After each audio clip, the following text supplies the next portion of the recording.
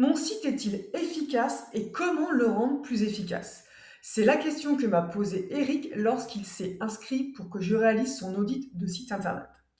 Alors Eric, il est coach en intelligence émotionnelle et sociale pour les leaders, les dirigeants. Il aide notamment à diriger sans être rongé par la pression et aussi à retrouver la clarté, l'équilibre et un sentiment de calme intérieur. Alors, le site d'Eric n'est pas encore totalement terminé. Eric travaille actuellement encore sur le contenu, sur la structure, etc. Et d'ailleurs, à un moment donné, il s'est demandé s'il fallait pas reporter la date de son audit de site. Mais de mon côté, j'ai trouvé justement plus judicieux de réaliser cet audit maintenant en amont afin de lui apporter un maximum d'infos et de recommandations pour qu'il puisse ensuite appliquer tout ça sur son site internet. Alors, on va découvrir ensemble dans cet audit toujours la première impression quand on arrive sur son site internet. Ensuite, on va voir si le site est intuitif, est-ce qu'on trouve facilement l'information. On va parler des pages essentielles du site internet, est-ce qu'il en manque ou est-ce qu'il y a toutes les informations. On va bien sûr parler, comme d'habitude, du référencement naturel, le SEO.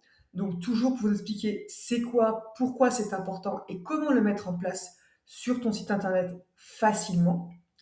On va analyser un peu plus en profondeur la page d'accueil parce que c'est vraiment un élément très important de votre site. C'est vraiment la vitrine du site, donc elle doit capter l'attention du visiteur en quelques secondes. On va parler très très rapidement, comme d'habitude, de la notion de performance du site et comment l'améliorer sans aucune connaissance technique. Et enfin, on parlera des offres, si elles sont claires, et quelques notions de stratégie marketing. Donc nous voici sur le site d'Eric, fréquence 6.9. La première impression est très bonne, pourquoi? Parce que le site est clair, est épuré, les couleurs sont sobres, donc ça c'est agréable. On voit de suite le logo avec le nom du site, un petit slogan qui nous fait comprendre un petit peu ce que c'est, un espace où la confiance se reconstruit, et en plus on a ici de suite l'auteur. On a ici sur le côté un menu qui est très sobre et très clair, et on voit de suite qu'en fait on met en avant le blog. Après voilà, on a une image, on a du texte. Alors moi ce qui me dérange par contre c'est ça, c'est le texte qui arrive progressivement.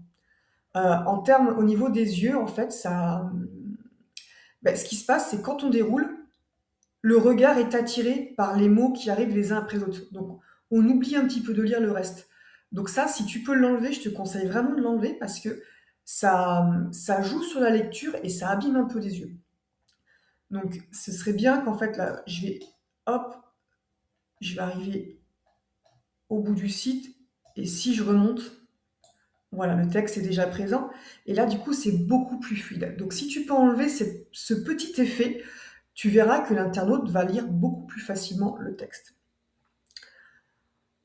Ensuite, il y a une cohérence au niveau des couleurs, hein, c'est en harmonie aussi avec ton logo, et cetera. La typographie, donc c'est les polices d'écriture que tu as utilisées, sont très sobres, très simples à lire, donc là-dessus, il y a pas de souci. Le fait que tu aies mis le titre en majuscule avec une police d'écriture assez sympa, ça permet un petit peu de marquer le titre, donc ça, c'est un bon point. Après, ce qui se passe, c'est que là, par exemple, comme tu as beaucoup, beaucoup, beaucoup de texte, le fait d'avoir mis un fond un petit peu coloré, en plus suivant les écrans, il est plus ou moins coloré. Moi, je travaille avec 2 écrans qui n'ont pas, qui sont un petit peu différents et donc il y en a un où la couleur est beaucoup plus intense. Ça peut aussi, pareil, en termes de lecture, heu, être un petit peu gênant. Autant de temps en temps faire des blocs comme ça de couleurs, il y a pas de souci, comme tu as fait là. Mais les blocs où il y a beaucoup, beaucoup de texte, je te conseille de mettre plutôt du blanc.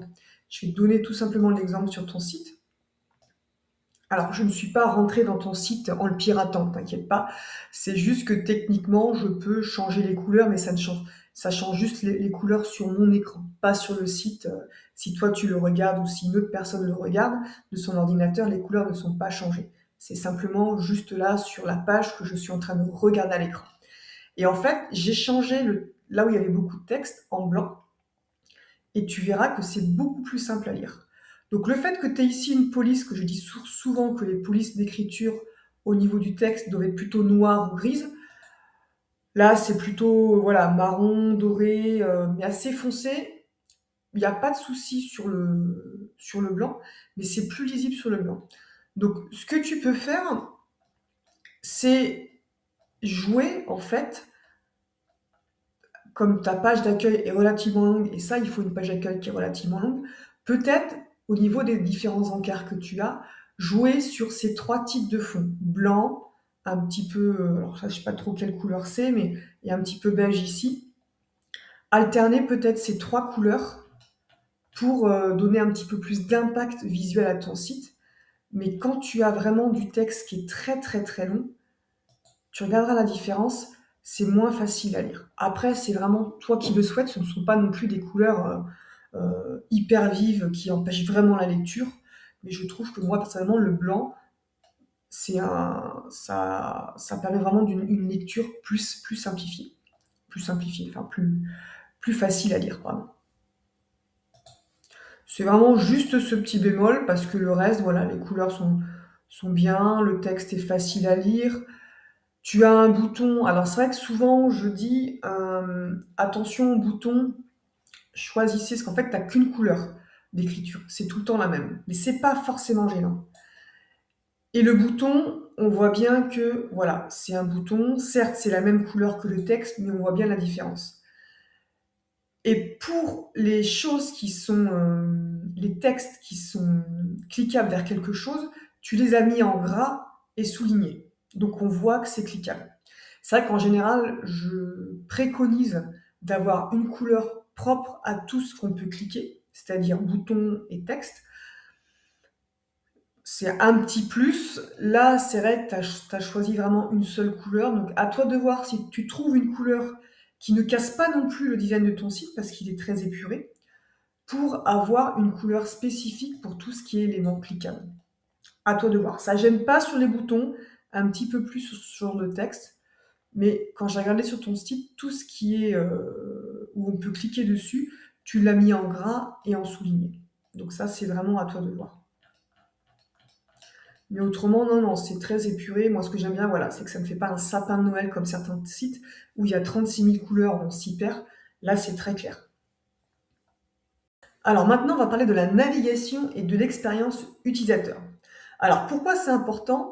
C'est important de voir si le site est intuitif, s'il est fluide et surtout si l'internaute, quand il arrive sur ton site internet, il trouve facilement ce qu'il cherche, il trouve facilement l'information. Et ça, notamment, ça se fait via le menu. Donc toi, au niveau de ton site, c'est très clair, on a le logo et on a le menu juste à côté qui est très simple et très fluide. Donc, si on veut savoir un petit peu plus sur toi ou sur Fréquence 6.9, on clique sur à propos. Si on veut te contacter, on clique sur contact. L'appel découverte, peut-être qu'il y en a qui ne savent pas ce que c'est, mais tu en parles quand même régulièrement au sein du site. Donc, ça ne pose pas de souci. Et quand on clique dessus, tu expliques bien ce que c'est. Donc ça, il n'y a pas de problème. Donc, la navigation est vraiment très simple et on sait où rechercher l'information. Moi, il y a juste peut-être à ce niveau-là, entre accueil et blog, c'est vrai que normalement, on met vraiment l'accueil en premier et ensuite le reste des onglets. Après, toi, c'est vrai que vous allez voir un petit peu plus en détail tout à l'heure, mais le site d'Eric, en fait, c'est plus un blog, en effet. Il apporte beaucoup plus d'informations et des articles, etc. Et je pense que c'est pour ça que tu as voulu vraiment mettre le blog 6.9. Mais du coup, comme on a l'habitude d'avoir le mot accueil en premier, c'est pas évident que les personnes comprennent de suite que le blog 6.9, c'est cliquable. Peut-être qu'ils pensent que c'est un petit peu dans le design, tu vois, puisque là tu parles de fréquence 6.9. Donc c'est pas forcément voilà, évident à 100% que, que c'est une page en fait, que c'est un onglet qu'il faut cliquer dessus pour aller sur le blog. Donc moi je mettrais vraiment accueil et après, même peut-être pas mettre blog 6.9. Je comprends hein, pourquoi tu veux insister sur le côté 6.9 parce que c'est le nom de ton site, c'est le nom de toute l'information, etc. Tu parles aussi après de fréquence, etc. par rapport à 6.9. Donc je comprends que tu veux le mettre en avant, mais mets-le après accueil et à voir si on enlève l'article le devant ou pas.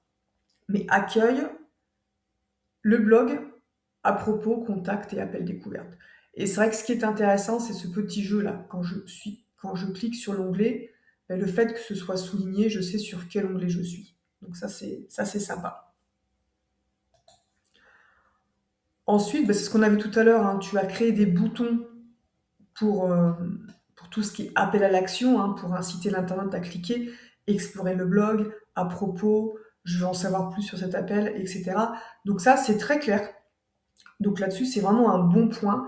C'est certes, c'est des gros, gros boutons, mais quelque part, c'est pas plus mal. C'est pas plus mal parce que on les voit bien et on a envie de cliquer dessus. Donc ça, garde-le. Ton site est épuré. Certes, c'est souvent les boutons sont 2 fois moins gros, mais moi, ça me gêne pas. Franchement, au moins, ça donne envie de cliquer dessus. Donc ça, tu peux vraiment le garder. Ensuite, ton site est vraiment rapide à se charger. Donc ça, là-dessus, il n'y a pas de souci. Au niveau des liens, alors, il y a 2 types de liens dans un site. Il y a les liens sur des pages de notre propre site. Par exemple, ici, si je clique sur «À propos», c'est un lien vers une page du site. Je clique dessus et ça s'ouvre ici dans le même onglet parce que c'est la même page, le même site internet. Et il y a des liens qu'on fait vers des sites externes, des sites qui ne sont pas le même site internet. Donc là, par exemple, dans «Appel découverte», tu as le lien pour réserver un appel vers ton Calendly. Et donc ça, c'est très bien. Et donc ça, je le répète dans chaque audit de site que je fais. Quand vous faites un lien vers un site externe au vôtre, il faut absolument ouvrir ce lien dans un nouvel onglet. Un navigateur Internet, donc là, je suis sur Brave, on peut avoir ici plusieurs onglets. Et tout ce qui doit s'ouvrir vers d'autres sites, faut impérativement, comme tu l'as fait, c'est très bien, ouvrir vers un nouvel onglet. Parce que si on l'avait ouvert dans le même onglet, on aurait perdu le site. Par exemple, si je clique ici, par exemple, j'aurais cliqué sur le Calendly, je serais arrivé ici, dans le même onglet, j'aurais perdu le site. Et tout le monde ne sait pas jouer avec les flèches pour retourner sur le site internet. Donc ça, Eric, toi, il n'y a pas de souci, mais continue à faire ça. Tous les liens vers des sites externes, je l'ouvre dans un nouvel onglet. Donc la navigation est très fluide, on sait où on va, quand on cherche des informations, on les a de suite. Le petit truc qu'il n'y a pas sur ton site internet, c'est les réseaux sociaux. Donc je sais que tu as un profil LinkedIn, voilà, est-ce que tu as Instagram, est-ce que tu as une chaîne YouTube, etc. Donc ça, c'est à toi de voir. Alors bien sûr, attention, on met en avant nos réseaux sociaux, donc sous forme de petites icônes, hein. On peut les mettre ici en avant, en haut par exemple, à ce niveau-là, et après on peut aussi les mettre en bas du site, sur la page contact, etc. Mais on va les mettre en avant que si on est sur les réseaux sociaux et qu'on est actif. Si vous mettez votre lien vers Instagram, mais que ça fait 6 mois que vous n'avez pas utilisé Instagram, ça va être contre-productif. Donc, il faut mieux ne pas mettre les liens vers les réseaux sociaux si on n'est pas actif. Si on est actif, en effet, par contre, c'est important de les mettre. Les gens aiment bien aller voir les différents posts, etc., directement sur les réseaux sociaux. Donc, Eric, c'est vraiment à toi de voir ce que tu fais. Est-ce que tu veux les mettre en avant ou pas? C'est pas une obligation, mais c'est un plus si on est actif. Alors, pour continuer sur tout ce qui est navigation et expérience utilisateur, au niveau du site internet, le logo, je le mettrai un peu plus petit parce qu'il est vraiment très très présent et il prend beaucoup de place. Donc je te conseille vraiment de le réduire, hein, parce que même en le réduisant, on arrivera facilement à lire, il n'y a pas de souci. Mais réduis-le parce qu'il prend beaucoup beaucoup de place. Et ce qui est intéressant de faire, c'est que là, tu vois, quand on scrolle, le menu n'est plus visible. Du coup, comme en plus tu as beaucoup de texte et le texte c'est important pour un site internet et ton texte en plus est intéressant, du coup, voilà, si je suis rendue là, il faut vraiment aller vers le haut là pour récupérer le menu. Donc ça, c'est un petit point négatif. Il faudrait que le menu soit tout le temps visible. Je vais te montrer sur un site internet. Donc, par exemple, sur ce site-là, on a le logo, tu vois, qui est beaucoup plus petit. En termes de taille, il faut partir à peu près sur celui-ci, hein. Et ensuite, tu as le menu ici. Par contre, quand je scrolle, qu'est-ce qui se passe? Le menu y reste. Et ça me permet de naviguer facilement d'une page à l'autre, parce que la page d'accueil et même les pages sont relativement longues, sans être obligé, comme le tien, de scroller. Donc ça, c'est vraiment important de garder le menu. Et du coup, là, ici, tu as fait une barre de menu très grande, ben, la réduire vraiment pour quand on scrolle, qu'elle soit plus petite. Par exemple, on pourrait imaginer qu'en scrollant, ça donne ça. Tu vois, le logo plus petit, le menu sur le côté, mais qui reste dès qu'on scrolle sur le site. Ça, c'est vraiment important. Ensuite, petit point, c'est ce qu'on appelle aussi tout en haut, mettre une petite barre pour le header, le haut du site. Tu vois, comme ici. Hop. Avec tes coordonnées. Alors, si tu veux pas mettre ton numéro de téléphone, il n'y a pas de souci. Mais au moins ton adresse mail et, comme je disais tout à l'heure, voir les réseaux sociaux. Voilà, mais c'est important d'avoir ton adresse mail dès le haut du site. Ça va vraiment inciter les gens à te contacter. Et ensuite, au niveau du bas du site, hop, à ce niveau-là, alors je trouve qu'en fait, ici, ça prend beaucoup de place, tout ce qui est flux RSS. Faut savoir que je suis pas sûre qu'il y ait beaucoup de personnes. Alors, il faudra que tu regardes au niveau des statistiques le nombre de personnes qui cliquent sur ce bouton pour savoir si c'est vraiment utile de le mettre. Parce qu'il y a vraiment très peu de personnes qui savent réellement ce que c'est un flux RSS. Et je trouve que du coup, ça prend beaucoup d'ampleur sur ce qu'on appelle le footer du site, hein, le bas du site. Alors qu'ici, tu pourrais remettre tout simplement ton logo, tes coordonnées et un petit texte, on le verra tout à l'heure, pour améliorer un petit peu le référencement. Par exemple, je te montre ce site-là. Tu vois le contact. Alors bien sûr, pas obligé de mettre l'adresse et le numéro de téléphone, les réseaux sociaux, le logo et un petit texte pour optimiser le référencement. Et voilà, alors après à toi de voir, hein, tu peux mettre ça ici avec ton adresse ici et garder bien sûr pour s'abonner à la newsletter. Mais ça, vraiment, à voir si c'est intéressant ou pas à ce niveau-là. Hop. Donc voilà pour le côté navigation et expérience utilisateur. Pense vraiment à ce menu qui puisse être fixe en le mettant un petit peu plus petit. On va maintenant parler des pages essentielles du site internet. Alors ce qu'il faut vraiment garder en tête, c'est que une page égale un thème. Ça, c'est très très important. Mis à part pour la page d'accueil où on va avoir une multitude d'informations, le reste des pages, c'est vraiment ça. Une page égale un thème. Je vois encore trop souvent, notamment des fois sur la page d'accueil, où on a une multitude d'informations, on a à la fois les contacts, un petit texte sur qui suis-je, les tarifs, etc. Non, c'est vraiment un thème égale une page. Donc toi, au niveau de ton site internet, c'est plutôt bien fait, puisqu'on a quand même à chaque fois vraiment le côté un thème égale une page. Donc on va prendre page par page. On va commencer par le blog, puisque c'est ce que tu veux mettre en avant. Donc en effet, on a à chaque fois une image, le titre. Alors le texte, je mettrai un petit peu plus de texte vraiment pour donner vraiment envie d'aller plus loin. Là, c'est un petit peu court à chaque fois. Donc ça, c'est un réglage, hein, je pense. Tu peux même mettre le nombre de caractères que tu souhaites sur les extraits d'articles. Le bouton lire la suite. Donc là-dessus, il n'y a pas de souci. Si je clique sur un article, hop, j'ai l'article en entier. Ce qui est dommage, c'est qu'ils ne sont pas classés par catégorie. Ça, c'est intéressant en fait de mettre des catégories au niveau du blog. Je te mets par exemple ici. Hop, si je vais sur mon blog, donc sur le blog de ce site, en fait, ici, il y a tout simplement différentes catégories. Tu vois, oser échanger, reconnaître les signaux, se faire accompagner. Alors pareil, il ne faut pas non plus 50 catégories, mais c'est bien d'avoir des catégories pour classer ces articles et pour que l'internaute, quand il a un article qu'il aime bien, ben, puisse retrouver les articles de la même catégorie. Donc si tu pouvais faire ça sur ton site, notamment aussi avec, tu vois, les articles récents, tous les articles, etc., mais tu verras que c'est assez sympa. On peut facilement naviguer d'un article à l'autre et au niveau des catégories. Donc ce qui te manque, c'est vraiment ça, classé par catégorie. Donc j'ai vu que tu avais les commentaires en bas de page. Et, et ici, on peut naviguer d'un article à l'autre. Mais c'est vraiment plus efficace d'avoir ce système-là sur le côté, au niveau des articles et au niveau de la page blog où tu as la liste des articles, pour naviguer d'un article à l'autre. et les catégories. Alors, ce que je conseille aussi de faire, c'est ce que j'ai fait hein, sur l'ensemble des sites internet maintenant de mes clients, je ne mets plus la date.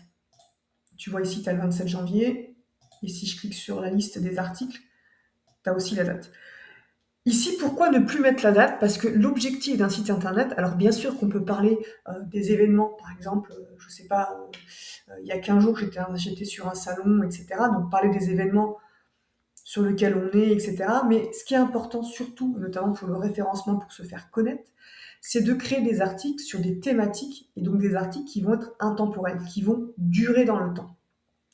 Et du coup, si tu laisses la date, donc en plus ces articles sont assez sympas, donc par exemple fatigue mentale chronique et surcharge émotionnelle, certes tu l'as créé le 23 janvier 2026, mais dans 5 ans, cet article, il peut toujours être intéressant.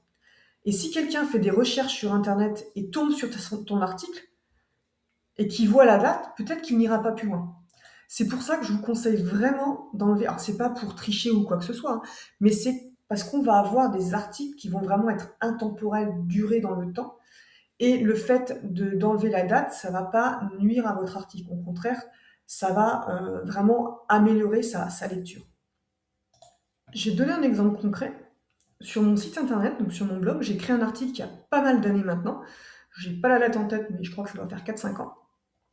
Et c'est un article qui est très bien positionné sur Google sur les mots-clés, comment choisir mots-clés page d'accueil site. Et on tombe, voilà, comment bien choisir ces mots-clés pour sa page d'accueil. Donc là, j'ai été rapide à taper. Et donc c'est un article où je crois que c'est l'une des pages qui me ramène le plus de personnes sur mon site internet. Et quand on clique dessus, tu vois, j'ai pas la date. Parce que c'est vraiment un article intemporel qui dure dans le temps, qui est bien positionné. Et si jamais ici j'avais mis la date, mais la personne, par exemple, je te dis n'importe quoi, l'article il a peut-être été fait en 2019 par exemple, mais la personne va se dire ah oui non mais attends c'est un article qui est beaucoup trop vieux, du coup il va fermer et passer à autre chose. D'où l'importance d'enlever la date au niveau de ces articles. La page d'accueil, on y reviendra plus tard. La page à propos. Alors, la page à propos, j'ai vraiment, vraiment bien aimé ta page. Alors, d'habitude, je ne regarde pas tous les textes en détail des sites que j'audite parce que sinon, ça peut devenir très, très long. Mais c'est vrai que j'étais assez curieuse de qui tu étais et de ce que tu faisais. Et du coup, j'ai vraiment tout lu. Et c'est super, super intéressant. Par contre, elle est très, très, très longue. Et je pense, on y reviendra tout à l'heure, mais en termes de stratégie, je pense qu'il y a des choses qui sont sur ta page à propos qu'il faudrait mettre sur la page d'accueil. Ton site, il manque pas grand-chose en termes de contenu. Je pense que c'est plutôt une notion de réajustement entre cette fameuse page accueil et cette fameuse page à propos. Donc, je vais revenir un petit peu plus en détail, mais voilà, on voit bien qui tu es, qu'est-ce qui s'est passé, pourquoi tu en es venu à devenir voilà, coach, etc. Euh, Pourquoi tu as souhaité créer Fréquence 6.9 et qui est derrière, etc. Ce que vous trouvez ici. Donc c'est hyper intéressant, mais je pense que ça va plus loin que le côté à propos. Je pense qu'il y a une partie de ça qui devrait partir sur la page d'accueil, mais globalement, là-dessus, il y a pas de souci sur ta page à propos. C'est un réajustement de contenu. Après, au niveau de ta page contact, ben moi j'aime bien le texte. On a directement ton mail, on clique dessus et qu'est-ce qui se passe? Ça ouvre directement notre boîte mail avec ton mail qui se met et on peut directement t'écrire. Donc ça c'est top. Tu as refait un petit rappel sur l'appel découverte et ça c'est bien fait. Ça c'est très bien fait.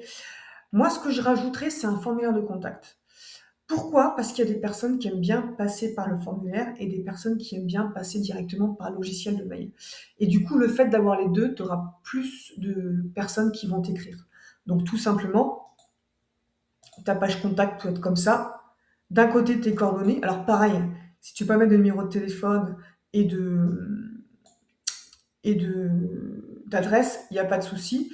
Mais à côté, voilà, tu peux mettre en fait ton petit texte que tu as mis ici sur le côté, et de l'autre côté, tu fais ton formulaire de contact. Très simple, hein, nom, prénom, téléphone, mail et message. Mais ça va attirer plus de monde. Ça, c'est important. La page appel découverte, alors elle est très bien faite. Pourquoi? Parce que tu expliques vraiment. à quoi sert cet appel et concrètement, qu'est-ce qui va se passer? Et ça, c'est quelque chose qu'on oublie souvent, c'est de décrire, beh, OK, une fois que tu vas appuyer sur mon bouton pour prendre rendez-vous, qu'est-ce qui va se passer? Donc concrètement, donc ça, c'est très, très bien fait. Et moi, ce que j'aime beaucoup, c'est ça, donc c'est ce qu'on met souvent, hein, sur nos offres. Donc toi, en fait, ton appel à l'action, c'est l'appel découverte. C'est, beh, pour qui cet appel n'est pas fait, pour qui cet appel est pertinent et pour qui c'est pas pertinent. Donc ça, c'est très, très bien. Alors il y en a peut-être qui vont te dire: «Oui, mais c'est, beaucoup trop long» et cetera. Non, je pense pas, au contraire, ça va vraiment au fond des choses et le fait de donc ça, c'est pour les personnes qui ne le mettent pas en place. Au niveau donc des appels à l'action, au niveau de vos offres, c'est vraiment très intéressant de mettre, beh, pour qui ce n'est pas fait, pour qui c'est pas pertinent. Ça, c'est vraiment quelque chose qu'il faut et on a tendance à l'oublier. Je vous donne un exemple concret. Moi, j'ai des formations en ligne que je vends, notamment sur le référencement et cetera, sur comment, mettre en place le référencement, sur, comment améliorer son site internet et cetera. Mais ce sont des formations qui ne sont pas faites pour des personnes qui veulent devenir webmaster, qui veulent travailler dans des agences web, des pros du SEO, du référencement, pas du tout. Ce sont des formations qui sont faites pour les entrepreneurs qui ont un site internet et qui veulent l'améliorer sans aucune connaissance technique. Donc ça, pareil, c'est ce que je mets au niveau de mes offres. Ben, pour qui cette formation n'est pas, et je précise pour qui elle n'est pas. Pour pas que j'ai des personnes derrière qui voient formation référencement, ah top, c'est pour moi, je veux m'améliorer, etc. Et derrière qui prennent cette formation. Donc ça, c'est vraiment important de mettre pour qui c'est et pour qui ce n'est pas. Donc ça, c'est vraiment un très très très bon point. Donc là, on a fait un petit peu le tour des pages de ton site internet. Donc la page d'accueil, on la verra à part. Donc on a fait le blog, on a fait à propos, contact, appel découverte. Maintenant, on va regarder un petit peu s'il manque des pages. Alors pour moi, il manque plusieurs pages. Déjà, il manque la page mes offres ou mon offre. Alors après, je ne sais pas où tu en es, hein, par rapport à ton activité, hein. Ça arrive aussi sur certains sites qu'on n'ait pas des offres. Peut-être que ton appel découverte va découler sur une offre derrière, hein, comme tu le mentionnes. Mais quand on arrive sur ton site internet, c'est hyper intéressant, ton texte est vraiment, vraiment top, on a envie d'aller plus loin. Même si on veut cet appel découverte, pour en voir si concrètement tu peux nous aider, mais tu peux nous aider à quoi? Tu vois? Donc je ne sais pas si ton offre, hein, tu l'as déjà créée ou pas. Donc comme je sais que ton site internet n'est pas encore terminé, mais pour moi, il manque vraiment cette page mes offres ou mon offre ou prestations, accompagnement, et cetera, où on va avoir à la fois sur la page d'accueil la liste de tes offres, de tes accompagnements, et quand on clique dessus, le détail de ton offre. Ça, c'est vraiment un point pour moi qui manque sur ton site internet. Même si tu as l'appel découverte, moi je trouve cette page très bien faite. Quelqu'un qui a vraiment matché avec toi, peut-être qu'il veut aussi en savoir plus sur tes offres. Voilà, ça c'est à toi de voir à ce niveau-là. Ensuite, ce qui va me manquer, alors même si tu l'as mentionné dans ton site internet, c'est le côté témoignage. Alors à un moment donné, je ne sais plus où c'était, mais tu as mentionné que tu mettais pas de témoignage justement parce qu'il y avait tout ce qui était confidentialité de tes clients, et cetera.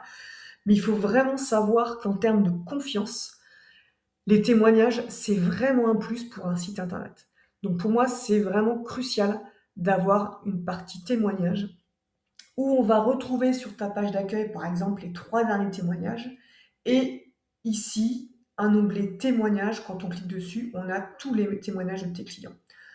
Tu n'es pas obligé tu peux mettre des pseudos, tu peux enlever les noms, par exemple. Enfin voilà. Mais si tu veux vraiment amener un déclic sur les personnes, il faut savoir qu'une personne, avant qu'elle te contacte et avant qu'elle achète une de tes prestations, un de tes accompagnements, il va falloir au minimum, et je dis bien au minimum parce que ça commence à s'allonger la durée, au minimum 7 fois. C'est-à-dire que via ton site internet, via une vidéo, via un post LinkedIn, via une personne qui va te recommander, etc., on ne prend pas une décision de suite. Donc, il va falloir du temps et il faut savoir que le fait de mettre des témoignages sur ton site, ça va permettre aux personnes d'avoir confiance rapidement, un peu plus rapidement, on va dire. Donc, pour moi, ça manque vraiment, c'est les témoignages. pour comprendre réellement qu'est-ce que tu peux apporter aux personnes. Même si on le voit quand on lit ton texte, mais on ne le vit pas assez dans l'émotion, le fait que les personnes vont te mettre des témoignages et que tu les mettes sur ton site, on va plus être dans l'émotion. Et ça, c'est très très important. Si tu regardes par exemple sur ce site-là, on a les témoignages,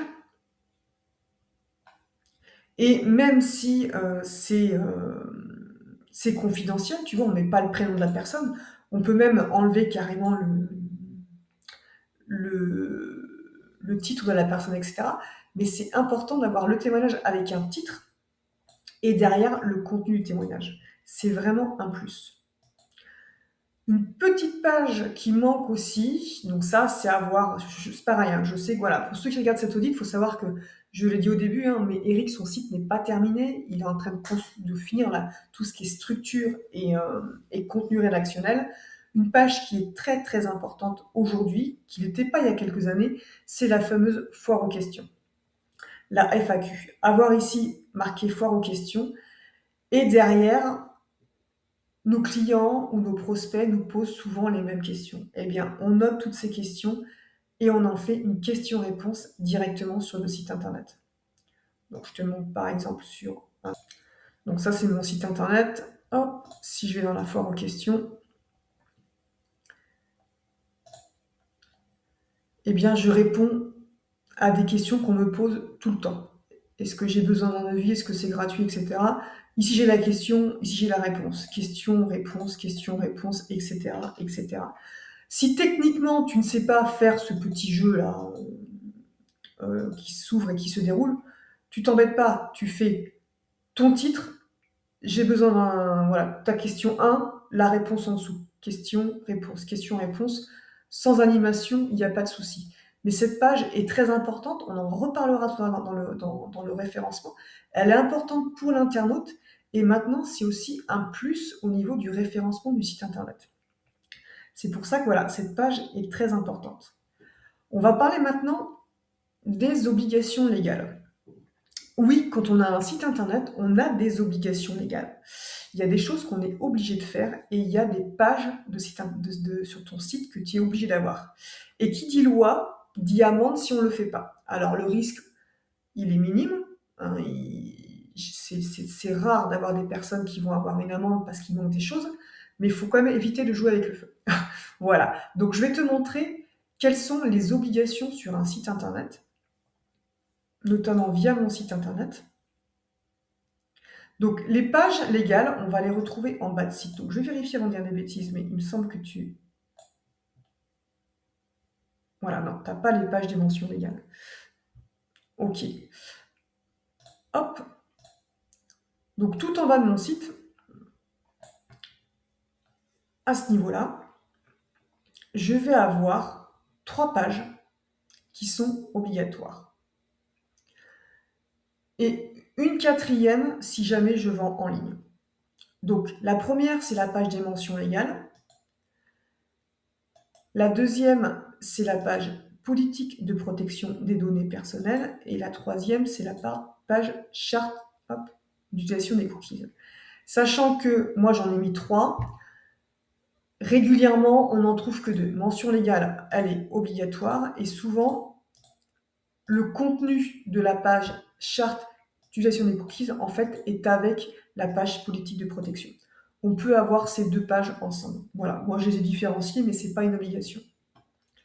La page mention légale, alors je ne vais pas m'attarder là-dessus parce que ça pourrait prendre très très longtemps. Ce que je te conseille de faire, c'est d'aller sur mon site internet, en bas de page, et de regarder le contenu de ces 3 pages et de l'ajuster par rapport à ton propre site et par rapport à ce que tu fais. Je le répète, même si mes pages ont été faites avec une avocate, là, ce que je vous présente, moi, je ne suis pas avocate, je ne suis pas juriste, donc c'est à vous de vous renseigner à chaque fois sur ce que vous avez l'obligation de faire et quelles sont les mentions que vous devez donner sur votre site internet. Les mentions légales, il faut tout simplement dire qui tu es, ta société, numéro de SIRET, etc. Le directeur de publication, c'est qui?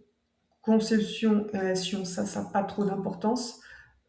Sauf si toi tu le fais, je crois, via une plateforme Squarespace, si je dis pas de bêtises. Donc ça, il faut que tu le mentionnes. Où est-ce que c'est hébergé, etc. Donc ça, et toutes les images que tu utilises, normalement, il faut les crédits photos. Il faut dire à qui ça appartient. Donc ça, c'est vraiment important.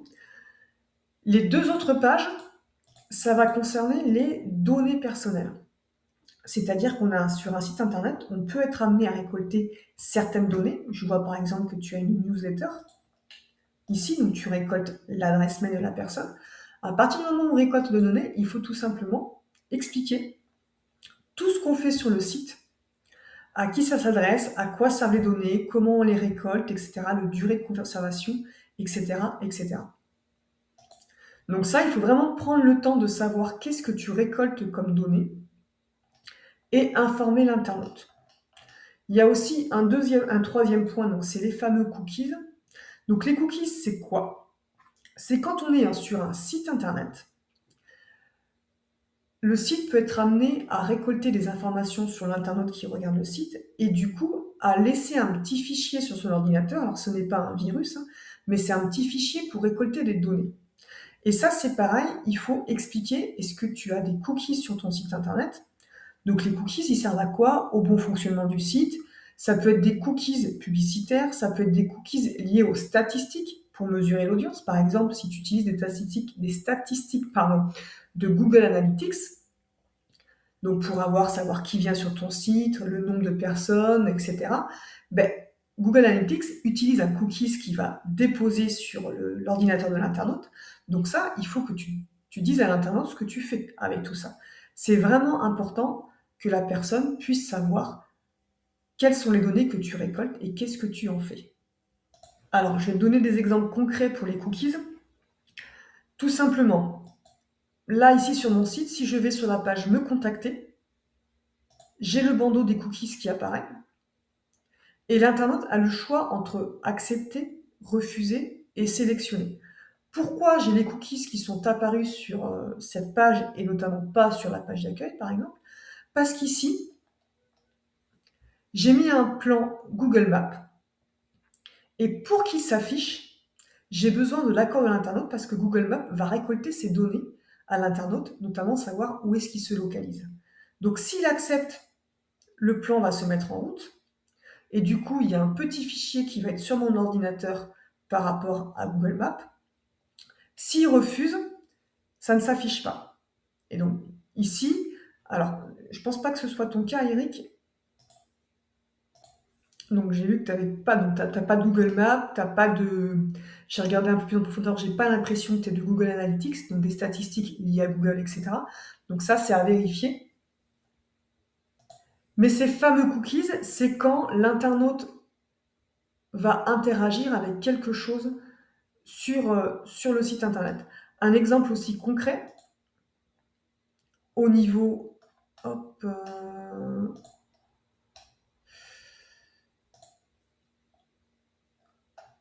Non, c'est pas celui-là. Par exemple, au niveau des vidéos, là, pareil, j'ai le bandeau des cookies qui est apparu. Pourquoi? Parce que ici, j'ai une vidéo qui est de YouTube. Et pareil, YouTube utilise des cookies pour récolter des informations de l'internaute. Donc, si l'internaute veut regarder cette vidéo, il doit accepter les cookies. Ça veut dire qu'il y a un petit fichier pareil qui va arriver sur son ordinateur et qui va permettre à YouTube de récolter certaines données personnelles. Donc en général, c'est tout ce qui est géolocalisation, etc. Qu'est-ce qu'il va regarder comme site? Voilà, je vous passe les détails des cookies. Mais c'est pour ça que c'est important de vérifier à chaque fois sur vos sites internet. Donc là, si j'accepte, j'ai la vidéo qui est ici. Donc Eric, c'est important de savoir s'il y a des données que tu récoltes ou non. Donc déjà, tu as les données aussi ici pour s'abonner à la newsletter. Et qu'est-ce que fait ton site par rapport aux cookies? Est-ce qu'il a besoin de déposer des petits fichiers pour récolter des informations ou pas? Donc ça, c'est important de te poser là-dessus et de mettre en place ces pages en bas. Donc le plus simple, je te dis, tu vas sur mon site internet et tu regardes comment sont faites ces pages. Tu peux en faire que 2 et mettre ça avec le même texte ici. Et il y a une Dernière page qui est obligatoire seulement si on vend en ligne directement, ce sont les conditions générales de vente. Si tu ne vends pas en ligne directement sur ton site, c'est pas obligatoire. Le jour où tu vends directement en ligne, c'est-à-dire que la personne clique sur ton offre et paye en ligne, tu es obligé d'avoir les CGV. Donc ça, c'est important. Je vois encore trop de personnes qui vendent en ligne et qui n'ont pas de son CGV. C'est obligatoire.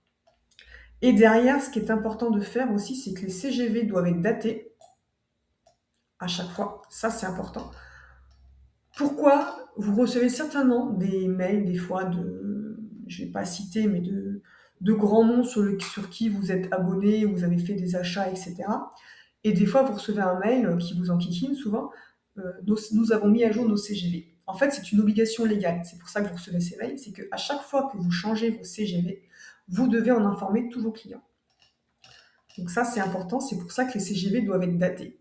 Qu'elles soient en PDF ou directement sur votre site, il faut qu'elles soient absolument datées.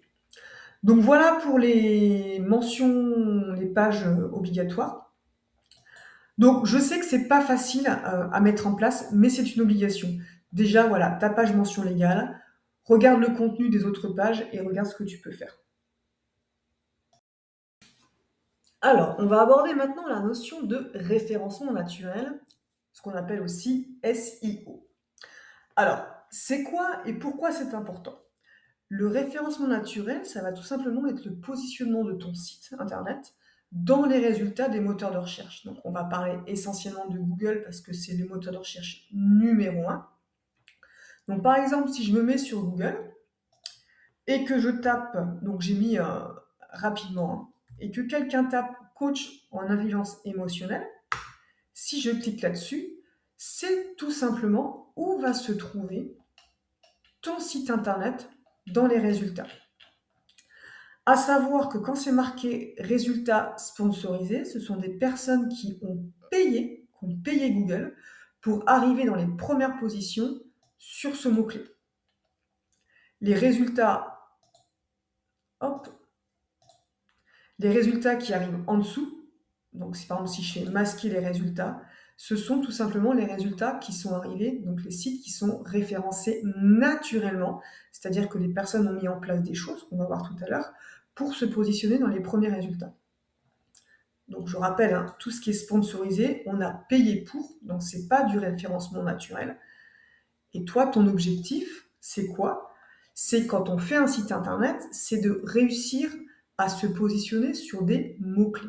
C'est-à-dire qu'il faut que tu te poses et que tu trouves qu'est-ce que va taper l'internaute dans Google, quels sont les mots, expressions, on dit mots-clés, mais c'est plutôt, tu as vu plusieurs mots, qu'est-ce que va taper l'internaute dans Google pour tomber sur mon site internet pour me trouver. Et c'est vraiment là-dessus qu'il va falloir que tu te poses parce que tu as un contenu hyper intéressant, tu proposes des choses vraiment super, mais il va falloir que tu travailles sur les mots-clés pour que les personnes tombent sur ton site internet. Donc la première chose à faire, c'est OK, quels sont, donc il y en a plusieurs, hein, c'est quoi les types de mots-clés qu'on va taper? Il y a 3 types de mots-clés. Le premier type de mot-clé, ça va être en relation avec ton statut, ton titre, ta méthode, etc. Donc là, tu te désignes comme coach en intelligence émotionnelle. Donc ça peut être un mot-clé. Donc il faut que tu trouves tout ce qui peut être en relation avec ce que tu proposes par rapport, voilà, je te dis, à ton titre, tes offres, tes méthodes de travail, etc. Le deuxième type de mot-clé, c'est tout ce qui est mots-clés géographiques. Alors, tu vas me dire, mais moi, je veux travailler au niveau national et au niveau international. Il n'y a pas de souci. Sauf que c'est toujours plus facile de se référencer localement, je vais te montrer tout à l'heure, que nationalement ou internationalement. D'accord? Ça, c'est le deuxième type de mots-clés. Et le troisième type de mots-clés, ça va être plutôt basé sur des questions. Il faut savoir qu'on recherche beaucoup en termes de questions, de besoins, de problématiques. D'accord? Donc ça, il va falloir que tu travailles là-dessus. Je donne un exemple concret sur ce site-là. La personne psychologue hypnothérapeute sur Toulouse, elle travaille aussi en ligne, donc elle fait tout ce qui est formation en ligne, etc. ses rendez-vous en ligne.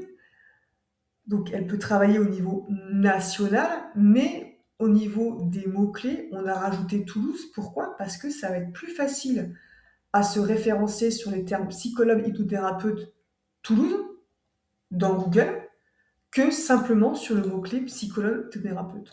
Voilà, donc c'est pour ça qu'il faut que tu comprennes un petit peu la notion de mots-clés. Alors, une fois qu'on a ces différents mots-clés, alors par rapport à la localisation, moi c'est pareil, hein. Au niveau de mon site internet, j'ai des clients partout en France et aussi même en Belgique, etc. Je peux travailler au niveau national et plus. Et pourtant, j'ai mis des mots-clés sur mon site internet par rapport à la région où je me situe, hein. Je suis dans le sud-ouest à côté, je suis à Bayonne. Donc sur mon site internet, j'ai des mots-clés Bayonne, Biarritz, Pays Basque, etc. Pour que quand les personnes tapent Webmaster Bayonne, coach Webmaster, agence web Bayonne, etc., que mon site internet soit bien référencé. Tu vois, par exemple, sur le thème Webmaster Bayonne, je suis dans les premiers résultats de Google. Pourquoi mettre des lieux géographiques? Parce que quand on tape sur internet, quand on cherche quelqu'un, un coach, un thérapeute ou autre, on va la plupart du temps chercher d'abord sur notre région. Voilà pourquoi on met des mots géographiques.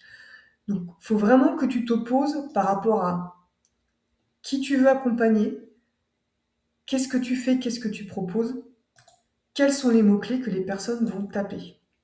Donc, les 3 types de mots-clés. Les mots-clés en relation avec ton activité, ton titre, etc. Les mots-clés géographiques, même si je sais que c'est pas facile parce que c'est pas forcément ce que tu veux, mais ce sera plus facile pour te trouver. Et des mots-clés sur le côté questions. Alors les questions, c'est quoi? Par exemple, c'est ce que je t'ai montré tout à l'heure. C'est des questions. Les personnes vont poser des questions, vont essayer de répondre à des problèmes, des besoins, etc. Et par exemple, l'exemple que je te donnais tout à l'heure, beaucoup de personnes tapent comment choisir ces mots-clés sur une page d'accueil. J'ai créé un article de blog par rapport à ça. Et quand on tape ces mots-clés, on tombe sur mon article de blog. Et mon article de blog me rapporte énormément de personnes. Donc c'est sur ça qu'il faut que tu travailles. Qu'est-ce que les personnes vont taper comme question? Donc souvent c'est les X problèmes, les 5 façons de résoudre tel problème, etc. Donc ça, c'est ce que tu vas notamment travailler sur ton blog.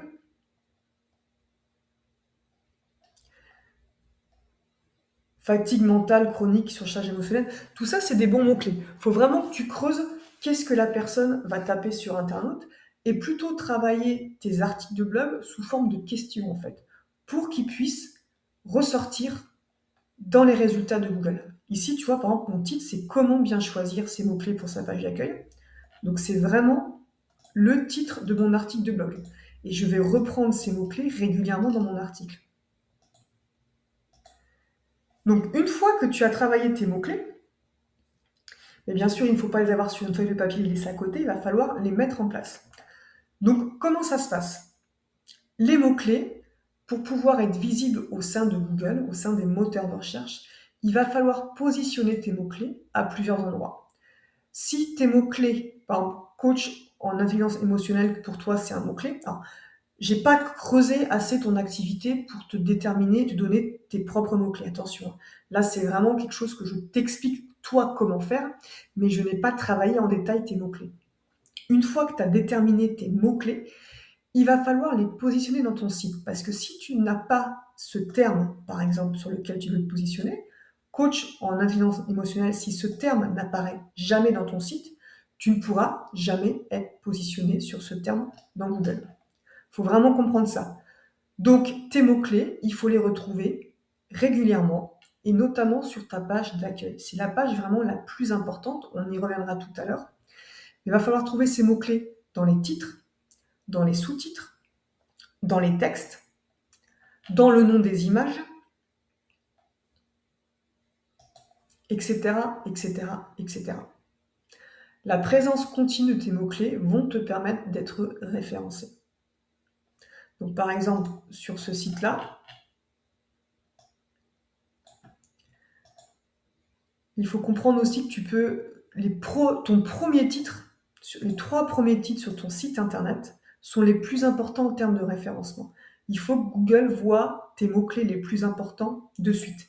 C'est pour ça qu'ici, il y a directement le mot-clé psychologue hypnothérapeute Toulouse. Et on parle de souffrance au travail, de sens d'alignement professionnel. On retrouve ici, pareil, les mots-clés qui sont importants. Dès ta page d'accueil, il va falloir les 3 premiers mots-clés. On va en revenir tout à l'heure. Un mot-clé, c'est pas qu'un seul mot, hein, c'est toute une expression de mots-clés. Et tu vas voir qu'ici, on va retrouver régulièrement les mots-clés. Donc tu vois, psychologue, hypnothérapeute. Alors je te montre ceux-là parce il y en a d'autres, hein, mais pour que tu vois, là ils sont dans un sous-titre, là ils sont au sein du texte, mais en gras. Il faut savoir que le gras aussi, ça, je ne l'ai pas encore dit ça dans mes audits de site. Quand on met en texte un gras, Google le voit et pour lui, ça veut dire que c'est attention, ok, super, c'est un mot important. Donc, vos mots-clés, il ne faut pas hésiter quand ils sont dans un texte de les mettre en gras. Sachant que vous, en termes de design, le gras, vous pouvez en faire ce que vous voulez aussi. Le mettre d'une autre couleur, le mettre plus ou moins gras, etc. Et donc, on va retrouver, c'est ici, par exemple, tu vois, on retrouve les mots-clés géographiques à ce niveau-là. On va vraiment les retrouver ici, on va retrouver burn-out, reconversion, alors on aurait pu mettre professionnel, parce que la reconversion tout court, c'est pas forcément le mot-clé, souffrance au travail. Donc il va falloir que tu trouves le juste milieu entre Google, qui a besoin de ces mots-clés pour comprendre et pour te référencer, et aussi bien sûr l'internaute, pour que ce soit aussi lisible et digeste en termes de lecture. Donc c'est ce juste milieu qui n'est pas forcément facile à trouver, mais tu vois que sur ce site-là, consultation à Toulouse, Balma, etc. On retrouve ici le burn-out, on retrouve le côté hypnothérapie, hypnose, et on va le retrouver régulièrement, et ça, que sur la page d'accueil. Et si tu regardes bien, ce qui est très important à faire, que tu as un petit peu fait sur ton site, mais il va falloir que tu accentues. Et ça, c'est quelque chose que je dis vraiment sur l'ensemble des données de site, parce que c'est quelque chose qu'on ne sait pas, et pourtant qui est très facile à faire, et qui est important pour le référencement, c'est hiérarchiser le contenu. Google, quand il arrive sur une page d'un site internet, il va scanner la page. Et lui, il va scanner l'envers du décor. Je ne vais pas vous le montrer parce que sinon ça va vous faire peur. Mais il va scanner en fait ce qu'on appelle des balises. Tous les textes, etc. sont dans ce qu'on appelle des balises. Et il faut hiérarchiser votre contenu comme un petit peu on hiérarchise un mémoire, un rapport de stage, etc. On va avoir des titres, des sous-titres, des paragraphes, etc. Et toutes vos pages, pas que la page d'accueil, doivent être hiérarchisées en termes de contenu. Et au niveau du système que vous utilisez pour créer votre site internet, quand vous mettez des titres, normalement on vous propose si c'est un titre 1, un titre 2, un titre 3, un titre 4 ou un paragraphe. Et c'est ça que vous allez devoir faire, c'est hiérarchiser sous forme de titres et de paragraphes. Une page, on arrive en fait avec ce qu'on appelle ici le titre 1. Google, lui, le voit dans une balise qu'on appelle H1. C'est le titre le plus important. Et un titre 1, il n'y en a qu'un seul par page et il est tout en haut. En règle générale, quand on fait ajouter une page ou ajouter un article, c'est le nom qu'on met tout en haut, le titre de la page. Donc ça, c'est important d'avoir un titre 1. Et toi, en fait, sur ton site internet, tu n'as pas de titre 1. Ici, c'est un titre, je ne sais plus. Toi, tu commences par un titre 4. Alors, je ne te montre pas, mais j'ai des outils qui me permettent de savoir quel type de titre c'est. Quand tu commences ton site internet, à ce niveau-là, au niveau de l'image, tu gardes l'image, elle est très belle, il n'y a pas de souci, mais tu devrais en fait avoir 3 titres. Un titre 1, un titre 2 et un titre 3. Ici, j'ai un titre 1, un titre 2 et un titre 3. Et dans ces 3 titres, il va y avoir les mots-clés et il va surtout y avoir aussi ta promesse. Parce que ici, en fait, quand le travail intérieur devient levier professionnel, c'est le petit défaut, quand on arrive ici, on ne sait pas réellement où on arrive. Donc là, ce qui est important de mettre, c'est vraiment ta promesse. Qu'est-ce que tu promets? C'est quoi ce blog? Et donc, travailler tes mots-clés, titre 1, titre 2, titre 3. Et ensuite, au niveau de ton contenu, c'est pareil. À chaque fois que tu abordes un paragraphe, tu as un titre 2, un titre 2, 3, un titre 4. Tu vas découper ton site en blocs. Alors, c'est à peu près ce que tu as fait, mais à chaque fois, tu as qu'un seul titre et du texte. Tu vois, bienvenue sur séquence 6.9, etc. Il faudrait accentuer. À chaque fois que tu changes de bloc, donc là, tu as un bloc, là, tu as un bloc, Là, on part sur un autre bloc, etc. Il faut que tu hiérarchises ton contenu. Au début, ça peut paraître compliqué, mais en fait, c'est la chose la plus simple à faire. C'est simplement une notion de titre et de paragraphe et de trouver les bons termes pour que Google puisse te référencer derrière. J'arrive sur un site internet, j'ai d'abord la promesse. Ensuite, je vais parler des problématiques. Donc, c'est ce que tu as fait sur ton site. On y reviendra tout à l'heure. C'est très bien. Mais avant d'énumérer ce que tu as fait ici, bam bam, avant d'énumérer un petit peu ce que la personne ressent, ses douleurs, tu vas mettre ici un titre 2, un titre 3, un titre 4 et bam, après les paragraphes qui parlent des douleurs. À propos, c'est pareil. Titre 2, titre 3, titre 4 et le paragraphe. À chaque fois que j'ai un bloc, je pars d'abord avec 3 titres et après les paragraphes. C'est ça, en fait, hiérarchiser le contenu. Et c'est exactement la même chose pour toutes les pages. Alors, sauf peut-être la page contact, on va dire, mais le reste, on hiérarchise. Et ça va être aussi la même chose. Hop, tu vois, je cherchais le blog là. Pour tes articles de blog. Tes articles de blog, ils vont avoir un titre 1. Et sur ton site, c'est le cas. Tous tes articles de blog ici, c'est ce qu'on appelle le H1. Après, une intro, c'est très bien. Un autre titre. Et toi, là, par exemple, là, c'est le titre 1, très bien. Ton introduction, très bien. Et là, en fait, c'est hiérarchisé, mais c'est pas bien hiérarchisé, parce qu'ici, c'est ce qu'on appelle un titre 4. Et Google va pas aimer. On passe d'un titre 1 à un titre 4. Et il va se dire, mais attends, ils sont où tes titres 2, tes titres 3? Donc c'est pour ça que c'est important de hiérarchiser. La page d'accueil, je t'ai expliqué titre 1, titre 2, titre 3. Et après, à chaque bloc, j'ai plus le droit de répondre à un titre 1 parce qu'il n'est que sur le haut d'une page. J'ai à chaque fois 2, 3, 4 paragraphes. 2, 3, 4 paragraphes. Mais je ne fais pas 4, 3, 2. Tu vois, j'ai bien 2, 3, 4. Et ce qu'il faut surtout penser, c'est que en termes visuels, de design, on fait ce qu'on veut. Si tu regardes bien, c'est mon titre 1, donc le H1. Techniquement, c'est le plus important, mais visuellement, il est plus petit que le titre 2. Donc en termes de design, avec ton interface, tu peux faire ce que tu veux. Par contre, ce qui est important de garder en tête, c'est le côté 1, 2, 3. Donc c'est pour ça qu'au niveau de ton article de blog, ici, on n'est pas sur du 4, mais sur du 2. Et ce qui serait bien, c'est de rajouter un autre sous-titre. Tu vois, avoir mon gros titre, une introduction, un titre 2, peut-être une introduction, un titre 3, paragraphe, titre 3, paragraphe, etc. C'est important de hiérarchiser le contenu. C'est vraiment ce qui prédomine aujourd'hui sur le référencement, c'est le contenu rédactionnel et le fait de hiérarchiser. Donc ça, c'est quelque chose qu'on peut faire sans aucune connaissance technique, qui n'est pas facile au début, mais une fois qu'on l'a ancré, qui est vraiment très très puissant pour bien se référencer. Et après, bien sûr, il faut que tu positionnes tes mots-clés au bon endroit.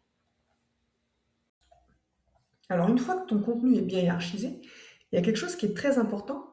Tout à l'heure, j'ai expliqué que c'était important qu'un site internet soit composé de plusieurs pages. Les sites internet qui sont composés de plusieurs pages sont mieux référencés que les sites internet qui sont faits que sur une page, ce qu'on appelle le fameux one page. Pourquoi? Parce qu'aux yeux de Google, c'est important qu'il y ait plusieurs pages et qu'il y ait des liens entre ces différentes pages.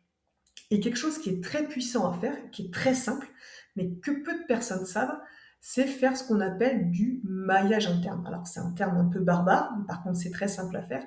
C'est tout simplement, au sein des pages, faire un lien vers d'autres pages. Alors, techniquement, on le fait déjà via le menu. Via le menu, je suis sur Accueil, je clique sur À propos, je vais sur À propos. Je clique sur Contact, je vais sur Contact. Mais on peut le faire beaucoup plus en profondeur que ça. Par exemple, ici, tu as fait Appel découverte, je clique dessus, je vais sur Appel découverte. Mais le maillage interne, c'est beaucoup plus que ça. C'est-à-dire qu'on va faire un lien sur un mot-clé. Je vais te montrer, hop, rapidement. Sur cet article, j'ai un article de blog, je parle du référencement, etc. Et au sein de l'article, je vais faire un lien ici vers un autre article. Le maillage interne, c'est ça, c'est faire un lien vers autre chose. Et souvent, on le fait plus facilement entre notamment les articles de blog. Par contre, on va pas faire un lien en mettant tu veux en savoir plus ou tu veux voir un autre article, clique ici. Et quand on clique ici, sur le mot clique ici, on tombe sur notre article. Non, on va faire le lien sur un mot-clé. Ça, c'est très important, c'est ce qu'on appelle vulgairement un backlink, on en verra tout à l'heure, c'est je fais un lien vers une autre page, mais sur un mot-clé. Tout à l'heure, je t'avais montré sur Google que sur comment choisir ces mots-clés, j'ai un article qui est bien référencé, mais ça va permettre d'optimiser le référencement. Donc toi, au sein de tes pages, au sein de tes articles de blog, etc., de temps en temps, il faut que tu trouves sur un mot-clé. Alors, j'ai pas assez de recul par rapport à tes mots-clés.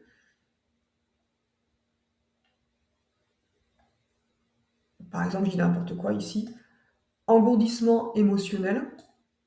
Je clique dessus et je tombe sur un article qui parle de l'engourdissement émotionnel. Les mots-clés que tu as sélectionnés tout à l'heure quand on a parlé de tes fameux mots-clés, toute la liste que tu as faite, il faut que tu fasses des articles dessus, etc. Et il faut que tu fasses du maillage interne sur ces mots-clés. Donc le maillage interne, c'est très facile. Je te dis ça et je me suis rendu compte qu'en faisant des audits de site, j'en faisais pas assez de mon côté. Donc il faut que je reprenne tous les articles par rapport à ça. Tu reprends toutes les pages de ton site, tous les articles de ton blog, et tu regardes sur des mots-clés importants sur lesquels tu veux te positionner, te référencer, de faire des mots-clés entre tes pages. Par exemple, si tu as plusieurs offres, des fois on peut passer d'une offre à l'autre, etc. Donc ça, c'est un point très important et qu'on peut facilement faire. Alors bien sûr, un site internet, je parlais tout à l'heure qu'il était mieux référencé s'il a plusieurs pages. Bien sûr, si on reste sur des pages qui ont un contenu inutile et pas pertinent, on est bien d'accord que ça ne va pas non plus améliorer le référencement. Donc c'est vraiment, vraiment le contenu rédactionnel qui prime aujourd'hui. Ce n'était pas le cas il y a 10 ans. Mais aujourd'hui, c'est important de travailler ton contenu, ces fameux mots-clés. Et surtout, il faut que tu te mettes à la place de l'internaute. Ok, quelle est la problématique de l'internaute, de mon futur client? C'est quoi ses besoins? C'est quoi ses douleurs? Et qu'est-ce qu'il recherche par rapport à tout ça sur Internet? Et une fois que tu auras trouvé le positionnement de ton futur client, tu vas réellement savoir comment il réagit et qu'est-ce qu'il cherche sur Internet. Et c'est ces mots-clés qu'il recherche qu'il faut que tu mettes au sein de ton site Internet. Parce qu'un site Internet, si tu as des choses qui sont hyper intéressantes, si tu as les meilleures offres du monde, mais que en termes de contenu, tu n'as pas assez bien positionné tes mots-clés, mais personne n'ira le voir, même si tu es le meilleur du monde. Donc ça, c'est important de travailler ça. Et d'où l'importance d'un blog. Donc toi, je pense que ça va aller puisque ton objectif, l'objectif premier de ce site, c'est d'en faire un blog et d'avoir des articles.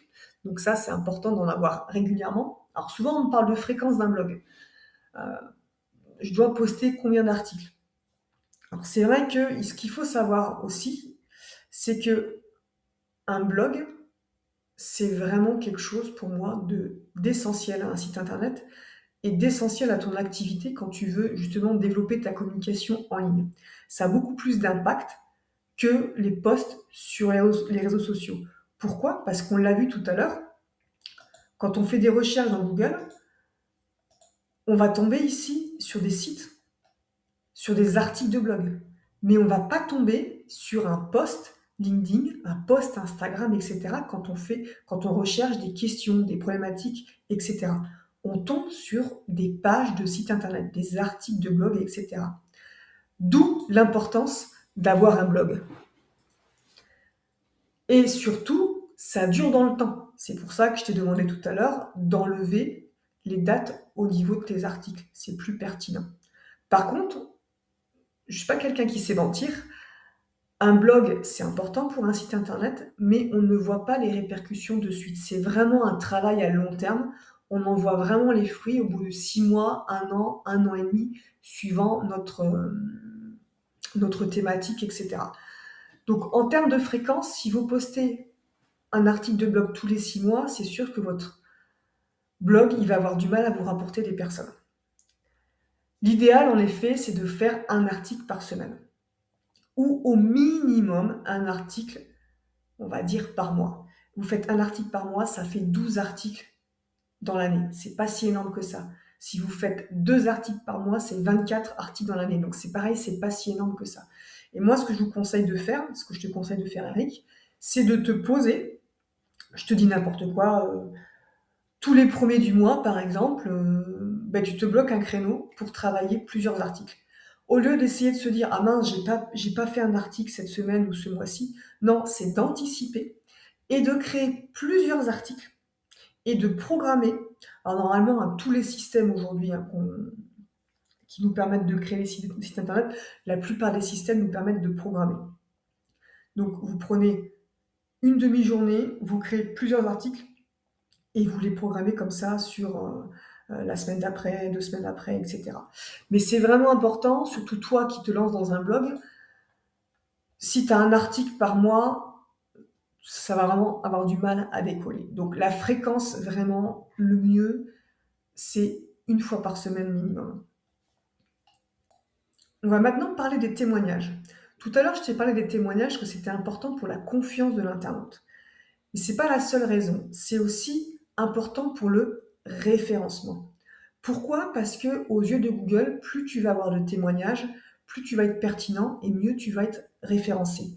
Et en plus, plus tu vas rajouter de témoignages sur ton site, plus ton site va vivre, va bouger. Et un site qui vit, c'est aussi important pour Google.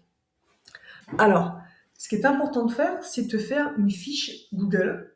Ce qu'il faut comprendre, c'est que le moteur de recherche numéro 1, c'est Google. Tous les outils de Google que tu vas utiliser vont te permettre de booster ton référencement. Et un outil qui permet de booster ton référencement, c'est de se créer une fiche Google. Une fiche Google, c'est quoi?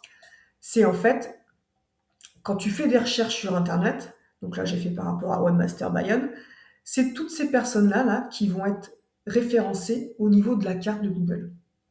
Ça, ce sont des personnes, si je vais voir plus d'établissements, qui se sont créés une fiche Google, qui l'ont renseignée, par exemple ici tu as la mienne.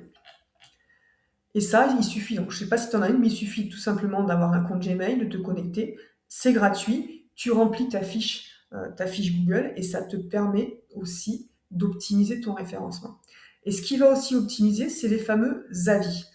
Quand tu fais un accompagnement, une prestation, envoie à chaque fois à ton client un petit mail de remerciement, savoir si ça s'est bien passé, etc.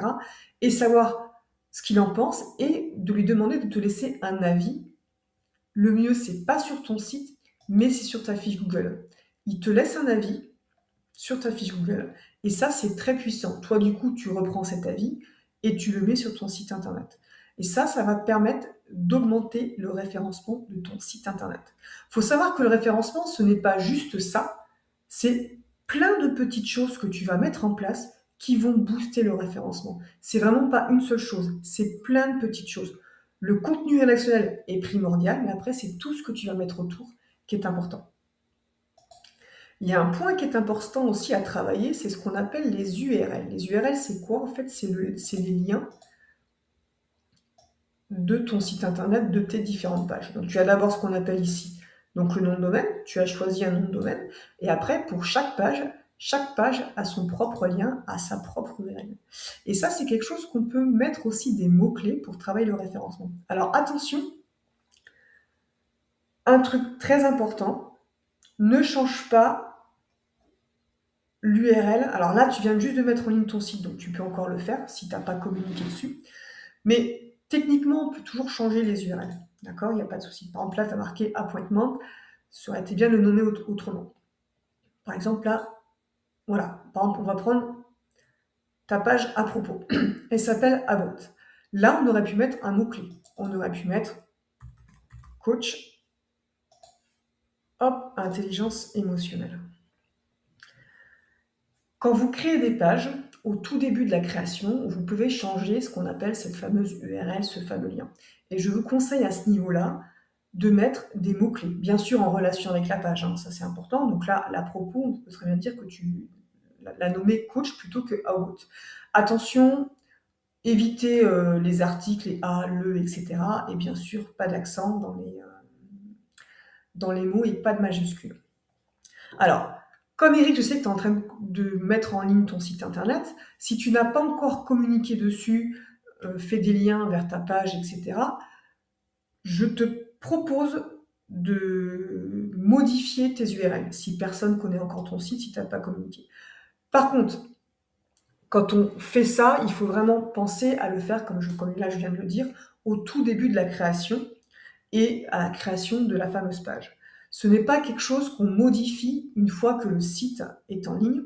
Pourquoi? Parce qu'il y a des notions techniques à savoir. C'est pour ça que si vous avez un webmaster, vous demandez à votre webmaster de travailler les URL, mais il faut vraiment faire attention parce que qu'est-ce qui va se passer? Si je change d'URL, donc là, à l'origine, c'est About.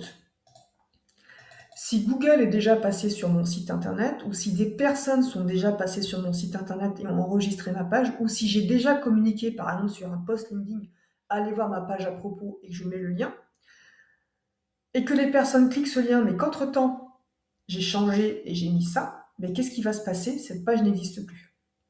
Donc les personnes vont tomber, alors je ne sais pas si tu as une page 404, voilà, ils vont tomber sur ça. Donc c'est pas très vendeur, d'accord? Donc c'est pour ça, et en plus c'est mauvais pour le référencement, parce que si Google est passé sur le site internet, il va pas comprendre, il va se rendre compte qu'il y a, cette page-là n'existe plus, donc elle est en ce qu'on appelle erreur 404. Et si Google passe et qu'il voit beaucoup d'erreurs 404, c'est néfaste au référencement. Donc changer l'URL des pages, c'est oui, seulement lorsqu'on est en train de créer le site internet. Une fois qu'il est en ligne et tout, on ne change pas. Donc toi, Eric, c'est vraiment à toi de voir, je ne sais pas depuis quand tu as créé ton site internet et si tu as communiqué dessus ou pas, mais pense à ça sur les futures pages, de mettre des mots-clés dans les URL. On va parler d'un dernier point au niveau du référencement. Une fois que vous avez travaillé votre référencement, donc vous avez cherché les bons mots-clés, vous avez travaillé tout ce qui est le contenu, avec notamment la hiérarchisation du contenu. Vous avez travaillé le maillage interne au sein de vos pages, de vos articles, faire des liens vers d'autres pages, d'autres articles, etc. Que vous avez un contenu pertinent. Là, vous pouvez mettre en place la dernière chose, qui est ce qu'on appelle des campagnes de netlinking. Alors, c'est quelque chose que on oublie souvent parce que c'est pas quelque chose qui est connu quand on n'est pas du milieu du web. Les campagnes netlinking, c'est quoi? C'est ce que j'appelle un petit peu le bouche à oreille du web. C'est d'autres personnes, donc d'autres sites qui vont parler de votre site. Donc du coup, ça va être d'autres sites internet qui vont parler de vous et qui vont faire un lien vers votre site internet. Et ça, entre guillemets, plus on a d'amis qui parlent de nous, plus ça va plaire à Google et plus notre site va monter au niveau du référencement. Alors, attention, il y a aussi une notion de popularité, c'est-à-dire que si c'est un site du journal local de votre commune qui a 50 habitants, qui fait un lien sur votre site internet, ça aura beaucoup moins d'impact forcément que si c'est le site du Monde ou du Courrier international. Voilà, il y a aussi une notion de popularité. Alors comment ça se passe? C'est quelque chose que vous pouvez faire vous-même. Vous demandez par exemple à des sites internet sur la même thématique, des blogs, etc., il y a aussi des annuaires de sites, ce qu'on appelle les annuaires de sites, de faire un article sur vous, ou vous d'écrire un article, de le proposer pour qu'ils le mettent en ligne sur leur site internet, et dans cet article, faire un lien vers votre site internet. Alors c'est la même chose que tout à l'heure le maillage interne.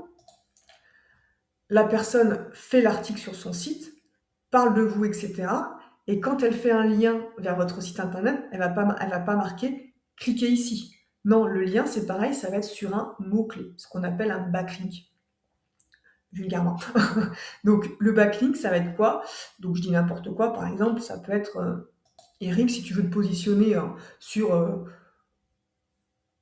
coach en intelligence émotionnelle, par exemple, si c'est un mot-clé qui est important pour moi et tu sais que tu as beaucoup de personnes qui tapent ce mot-clé, eh ben, tu peux demander à un blog ou autre chose, de faire un article sur toi ou toi de le proposer, et sur le mot-clé coach en intelligence émotionnelle, de faire le lien. Donc quand on clique sur ce mot-clé, on tombe sur ton site internet.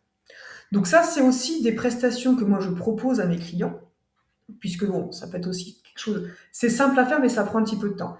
Et il y a aussi des plateformes vraiment très spécifiques qui font aussi ce genre de travail. Par contre, attention, Là, vous avez entendu: «Oui, super, Claudia, elle nous dit de faire des liens, des campagnes de netlinking et tout, j'ai compris ce que c'était». Ne faites pas, par exemple, aujourd'hui 50 liens et ensuite plus rien. Google ne va pas non plus aimer. Si vous faites trop de liens, donc les campagnes de netlinking, c'est très important pour votre site internet, mais ça peut aussi être très néfaste. Parce que si vous faites beaucoup de liens comme ça, Google ne va pas aimer parce qu'il va sentir que vous essayez de le forcer à vous référencer. Du coup, ça va faire l'effet inverse. Ça va tout simplement vous descendre, voire vous blacklister au niveau des résultats de recherche. C'est pour ça que quand on entend le terme netlinking ou backlink, ça a des connotations aussi négatives parce qu'il y en a justement qui ont fait un petit peu n'importe quoi avec ça et qui ont poussé Google à trop forcer leur site et du coup ça a fait l'effet inverse. Donc c'est pour ça qu'il faut en faire par parcimonie. Alors vous dire le nombre, il n'y a pas de nombre type à faire. Ça va aussi dépendre de votre site, de la concurrence, etc. Mais c'est quelque chose que vous pouvez faire tout au long de la vie du site. Moi je trouve qu'une vingtaine de liens par an, minimum, c'est très bien dispatché dans le temps. Ça peut être très bien. Donc ça, c'est vraiment quelque chose de très, très puissant qu'on oublie de faire parce qu'on ne connaît pas, mais qui est pourtant, voilà, simple à faire. On contacte d'autres personnes, soit on leur propose un article, soit on fait nous-mêmes l'article, etc.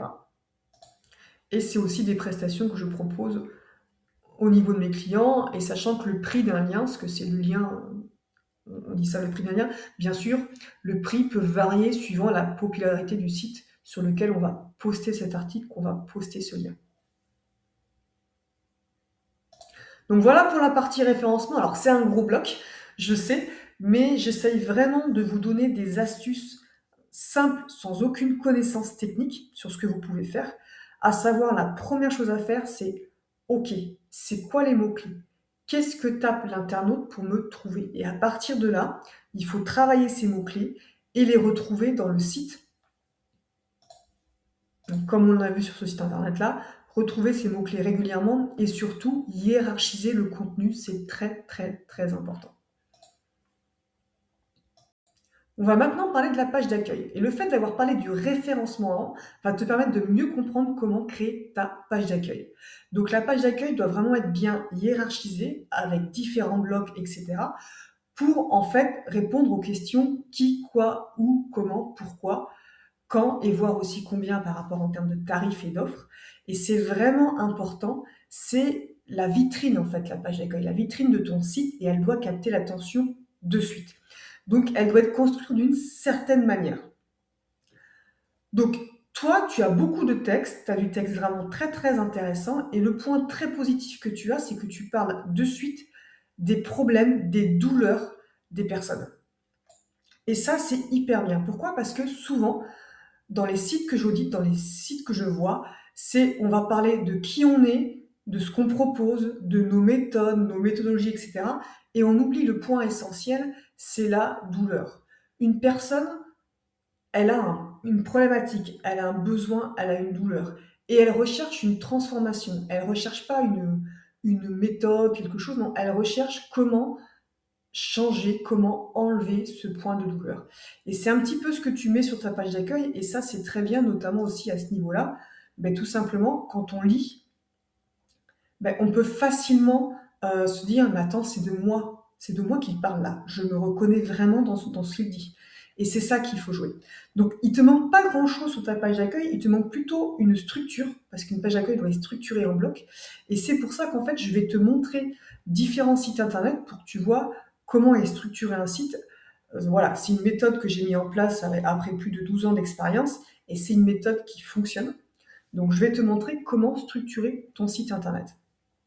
Donc, sur toute ta page d'accueil, pardon. Donc, par exemple, sur ce site-là, hop, on a d'abord un petit peu, on a 3 titres, comme je t'expliquais tout à l'heure, où on va parler un petit peu de la promesse, de la transformation. Tu vois, retrouver sens, alignement professionnel. On parle de la douleur, mais on va parler aussi de ce qu'on propose rapidement. Ensuite, on va avoir un bloc. Donc, chaque bloc est toujours présenté avec un titre 2, un titre 3, un titre 4, et après, bam, le texte. Ici, on va parler, comme tu as fait, des besoins et des douleurs.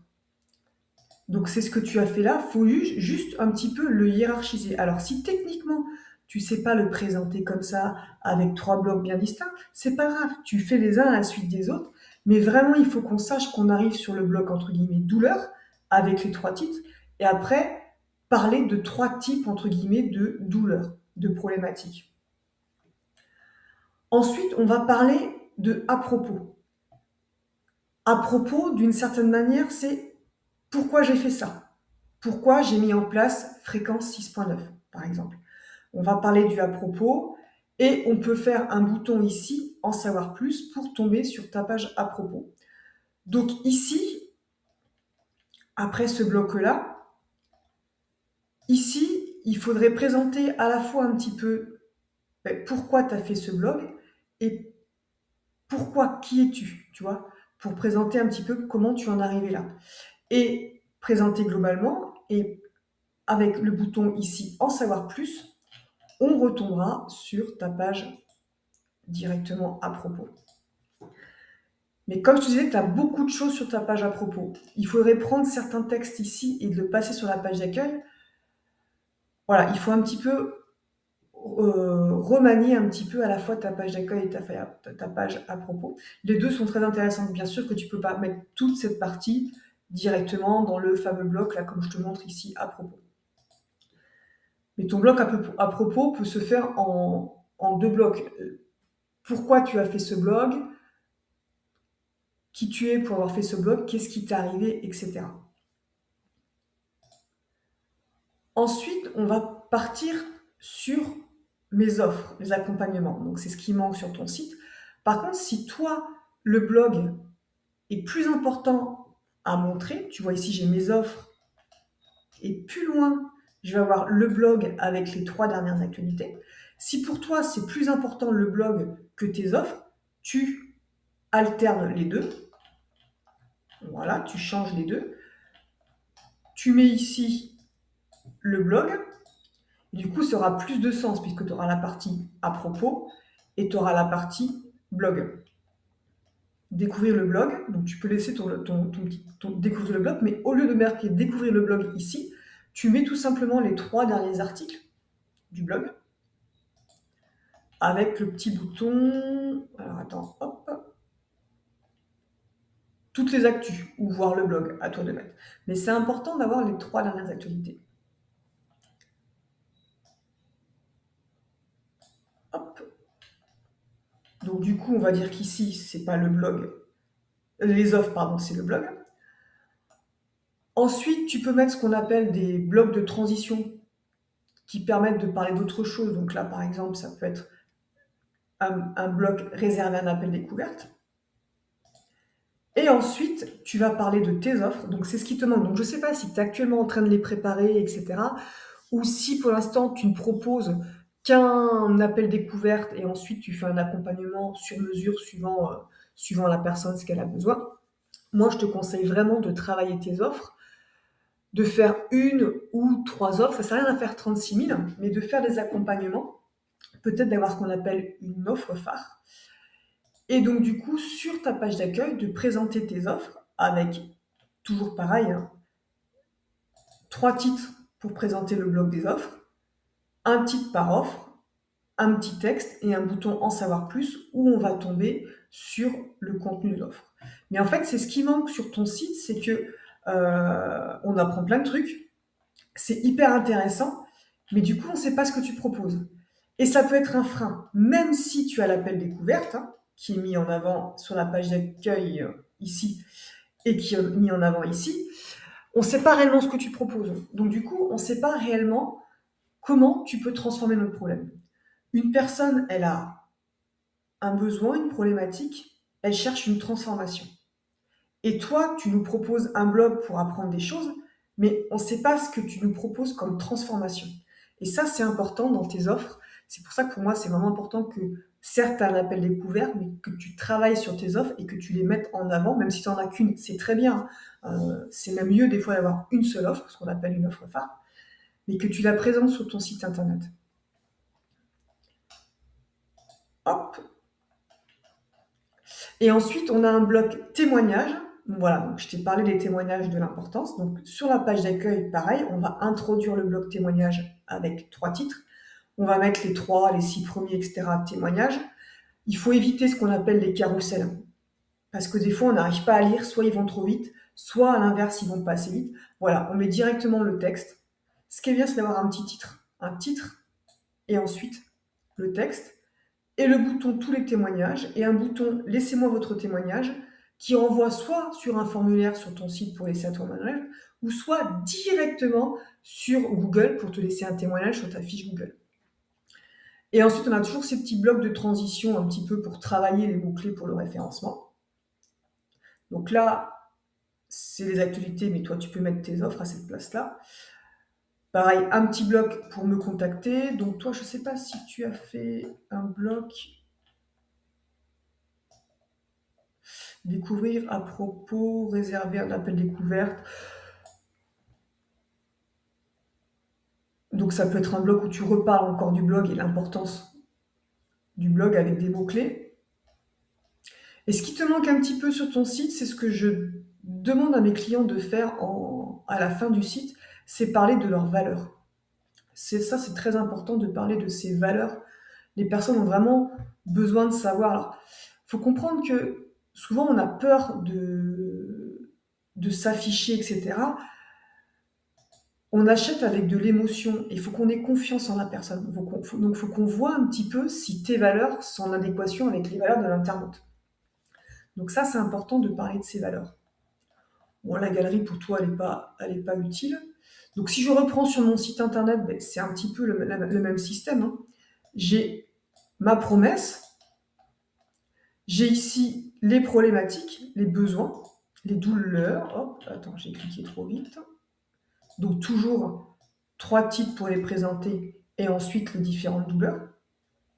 Si tu sais pas les présenter comme ça, c'est pareil, tu les présentes les unes à la suite des autres, hein, c'est pas de souci.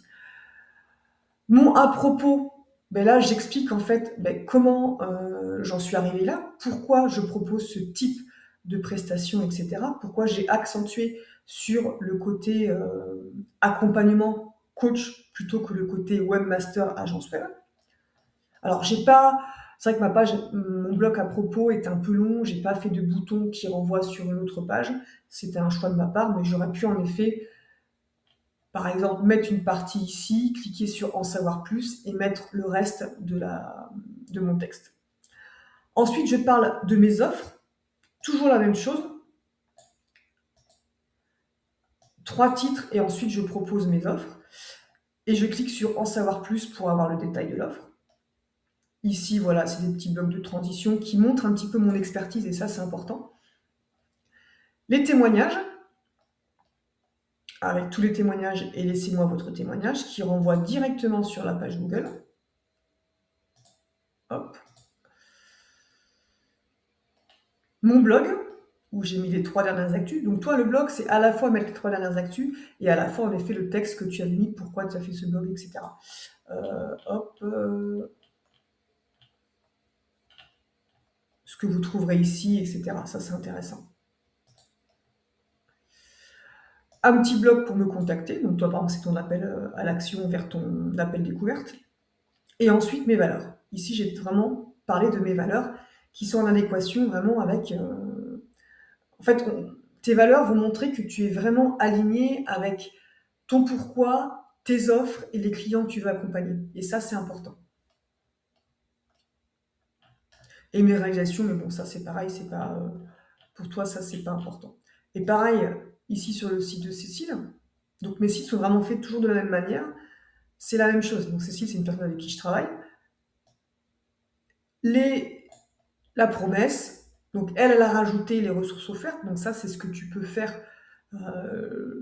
J'en ai pas parlé, mais en fait, en termes de stratégie marketing, souvent, on peut mettre en place ce qu'on appelle un lead magnet, c'est-à-dire qu'on offre quelque chose. Par exemple, si je clique ici, hop, je vais laisser mon nom et mon adresse mail. Je vais télécharger donc ce que me propose Cécile. Et donc du coup, Cécile, qu'est-ce qui va se passer? Elle va avoir mon adresse mail et elle va pouvoir communiquer avec moi pour me montrer son expertise, me proposer d'autres choses gratuites et à un moment donné, me proposer des offres payantes si c'est en adéquation avec ma demande. Donc ça, les ressources offertes, c'est aussi quelque chose que tu peux travailler, c'est ce qu'on appelle un lead magnet. Alors bien sûr, attention, ça sert à rien de faire des ressources offertes pour faire des ressources offertes, faut faire quelque chose vraiment de, de concret qui répond vraiment à une douleur spécifique peut-être de ton futur client, lui proposer vraiment quelque chose qui va lui servir, ça va lui permettre de voir qui tu es, de montrer ton expertise et petit à petit peut-être de revenir vers toi pour t'acheter un accompagnement. Donc là après on part sur les douleurs, là on part sur qui je suis à propos, avec un bouton qui renvoie sur une page à propos comme tu as fait, qui est plus détaillée. Ici, c'est les offres. Mais comme je t'ai dit, hein, tu peux intervertir les offres et le blog. Ici, pareil, on est sur de l'accompagnement, sur de l'expertise qui montre vraiment qu'on est une personne de confiance. Là, elle a rajouté un petit peu son pourquoi, sa vision, sa mission, etc. Les actualités et les témoignages. Donc voilà, les sites sont vraiment faits d'une certaine manière pour parler à l'internaute et pour répondre rapidement aux questions. La personne, si elle cherche quelque chose, si elle a une douleur, elle veut enlever ce point de douleur. Donc c'est vraiment, je pars de la douleur, j'explique pourquoi je fais ça, pourquoi je fais ce blog, pourquoi je suis coach, etc. Et ensuite, je montre comment je peux transformer cette douleur. Donc on parle de transformation. Et toi, c'est ce qui te manque en fait, c'est qu'on ne sait pas comment tu peux transformer cette douleur. Bien sûr, il y a les articles de blog qui sont super intéressants, mais toi, concrètement, comment tu peux nous accompagner? Et c'est ce qui manque vraiment au niveau de ton site, c'est vraiment le côté offre. Donc voilà pour la page d'accueil, tu peux prendre le temps en fait de hiérarchiser ton contenu. C'est surtout ça qui te manque et travailler un petit peu plus en profondeur. Donc n'hésite pas à regarder mon site internet et ceux de mes clients pour voir comment j'ai mis en place ce côté hiérarchisation pour répondre à la promesse, aux besoins et arriver sur la transformation. On va maintenant parler très très rapidement de la performance du site. La performance du site, c'est un petit peu le côté technique, c'est ce qu'il y a sous le capot, hein, c'est le moteur du site internet. Et c'est peut-être cette partie-là, quand on n'est pas, quand c'est pas notre métier, hein, quand on n'est pas webmaster, quand on n'est pas développeur, sur lequel on ne peut pas trop interagir. Donc, je vais juste te montrer sur quoi tu peux interagir sur la performance et sur des choses très très simples, mais qui peuvent vraiment avoir un impact sur ton site internet et notamment derrière sur ton référencement. Parce qu'il faut savoir que plus on a un site qui est performant, c'est-à-dire rapide, plus ça va améliorer le référencement. Un site qui est très lent, ça va être négatif pour le référencement, puisque la performance rentre dans les critères du référencement. Donc toi, ton site, ce que j'aime bien, c'est il est simple, il est rapide, et tu n'as rien qui bouge. Ce que je dis souvent dans mes audits de site, c'est que si vous avez plein de trucs qui bougent sur votre site internet, c'est ça, entre guillemets, qui va faire ralentir le site. Alors, il n'y a pas que ça, forcément, il y a beaucoup d'autres choses sous le capot, mais il y a un truc essentiel que vous pouvez éviter, c'est éviter de faire bouger les éléments. Parce que ça veut dire que si un élément bouge, ça veut dire qu'on a dû mettre du code pour que cet élément il bouge. Voilà, donc ton site, c'est pas le cas. Il y a juste, quand on arrive, je t'avais dit là, le texte qui arrive progressivement, ça, faut vraiment le bannir, et c'est surtout le bannir pour le côté visuel quand on lit, c'est assez désagréable au bout d'un moment. Et ça fait mal aux yeux. Donc ton site, ce côté-là, t'as pas d'éléments qui bougent, donc c'est très bien. Ensuite, il y a une chose donc, que je dis souvent, c'est les images. Les images, elles ont un nom, elles ont un poids et elles ont une taille. Et ces trois éléments, il faut que tu modifies ces trois éléments avant d'insérer l'image sur ton site internet. Donc, je te donne un exemple concret. Là, cette image-là, elle fait cette taille-là. Et quand tu l'as téléchargée beaucoup, beaucoup plus grande. Alors, le poids, on ne peut pas le voir, mais hop. Et le nom de ton image, c'est ça. Voilà, le nom de l'image que tu as sur ton ordinateur et que tu as téléchargé sur ton interface pour la création de ton site, c'est ça. Et donc, ce nom-là, il va falloir le modifier. Pourquoi? On va tout simplement y mettre des mots-clés, puisque les images vont aider au référencement du site internet. Et surtout, dans une image, attention, il n'y a pas de caractères spécifiques comme les points, les plus, les arrobases, les e accent aigu, etc. Pourquoi? Parce qu'il y a un risque que ton image, un, ne s'ouvre pas sur certains navigateurs. Alors c'est moins le cas aujourd'hui, c'était le cas encore il y a 10 ans.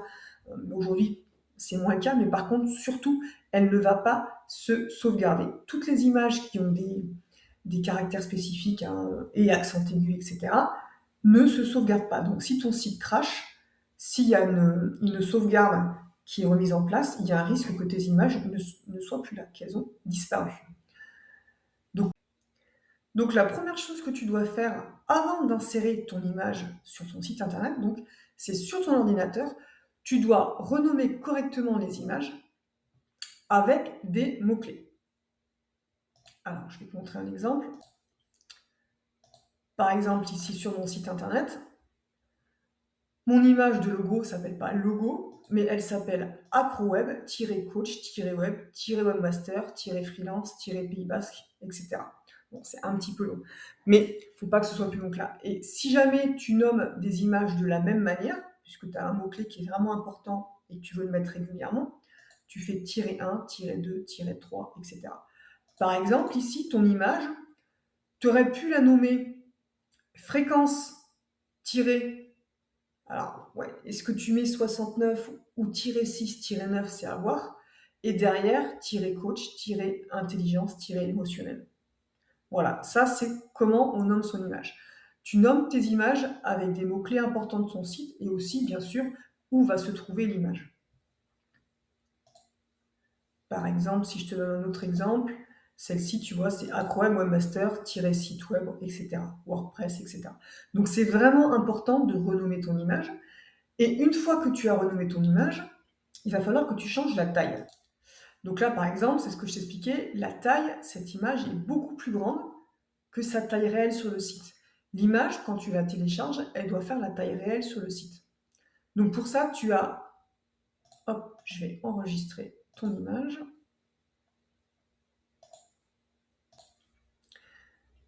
Tu as un site internet qui est tout simple.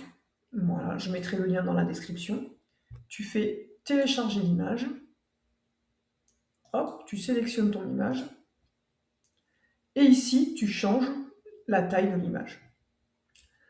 Donc ça, c'est à toi de voir combien tu veux qu'il fasse. Pour toutes les grandes images, comme celle-ci par exemple, il faut qu'elles aient un minimum de largeur maximum de largeur de 1920. Voilà, si c'est au-dessus, ça va nuire à la performance du site. Donc tu penses que tout ce qui est grandes images, par exemple ici, tu en avais d'autres là, par exemple, sur ton blog, etc., maximum 1920 de large. Ça, c'est important. Donc il suffit de redimensionner, tu cliques sur redimensionner, aller au téléchargement et tu télécharges la nouvelle image. Une fois que ça c'est fait, il y a quelque chose qu'on ne voit pas à l'œil nu, c'est le poids.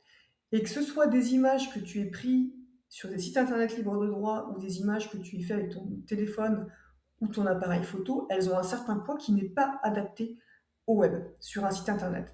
Donc pour ça, tu as un autre site. Alors même si, je le sais, ce qu'on m'a fait la remarque, on me dit mais oui, mais les systèmes qu'on utilise pour créer des sites internet, elles compressent les images.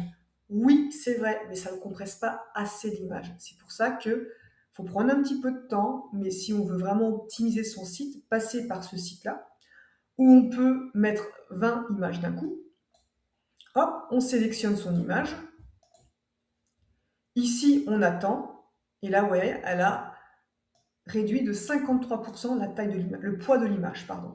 Par contre, ce site-là est intéressant parce qu'il va diminuer le poids, mais sans enlever de la qualité. Votre image sera toujours de bonne qualité. Donc c'est pour ça, pensez pour chaque image à passer sur ce site. Donc là, on peut en mettre 20. C'est 2 sites qui sont gratuits, que je vous ai montré. Ça prend un petit peu de temps, je ne vais pas vous le cacher, mais une fois que c'est fait, ça vraiment, un impact sur la performance du site et sur le référencement du site internet.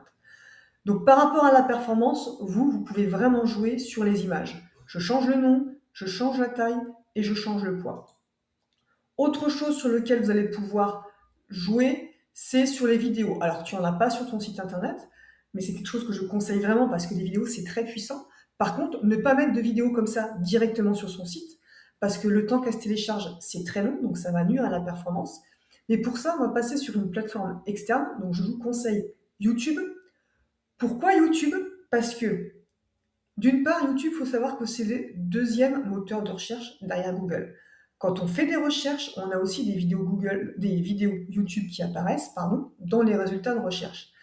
Et donc, beaucoup de personnes recherchent aussi notamment sur des douleurs, des problématiques dans YouTube. Donc ça, vous pouvez aussi vous faire référencer vos vidéos par rapport à ça, et donc vous faire référencer vous et votre site derrière. Donc ça, c'est important.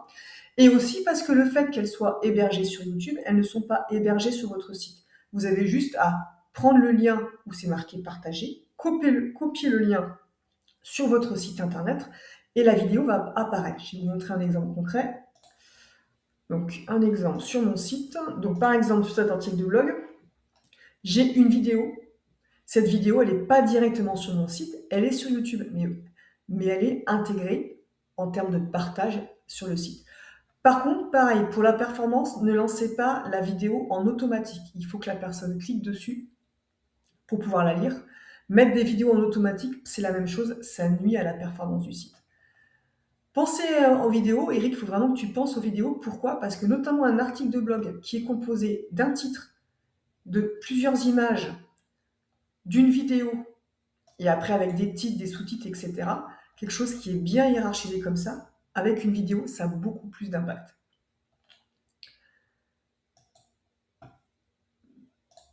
Et ensuite, un point qui est très très important, c'est ton site sur la version mobile, sur la version smartphone. Donc c'est ce qu'on appelle du responsive design. Voilà, c'est un terme un peu barbare, mais c'est savoir est-ce que ton site est correct sur smartphone. Donc là, je l'ai regardé, il s'affiche très facilement. Bon, toujours ce côté texte qui arrive les uns après les autres là, mais il est assez rapide, il est clair. On a bien le menu burger sur le côté. Hop, si je change de page. Et les images, tu vois, sont un peu longues à se télécharger. Sur le mobile, là, par exemple, je suis passée sur ta page contact. Et en effet, les images, je pense qu'elles sont lourdes. Et du coup, elles sont longues à télécharger. Donc ça, travaille le côté, déjà, nom de l'image. Parce que là, tu vois, tu as un plus et ça, c'est pas bon du tout. Donc travaille le nom des images, le poids et la taille. Et pour au niveau des images, donc pas d'espace entre les mots, pas de majuscules, vraiment que des lettres.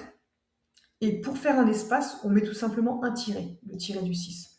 Pas de plus, pas de égal, etc.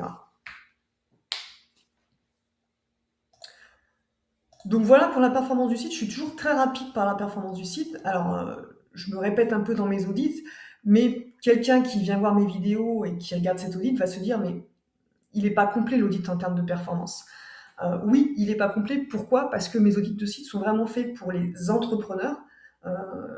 Ce ne sont pas des webmasters, ce ne sont pas des développeurs web, ce sont des personnes qui ont un site internet et je leur donne des astuces concrètes pour qu'ils puissent améliorer leur site, mais sans aucune connaissance technique.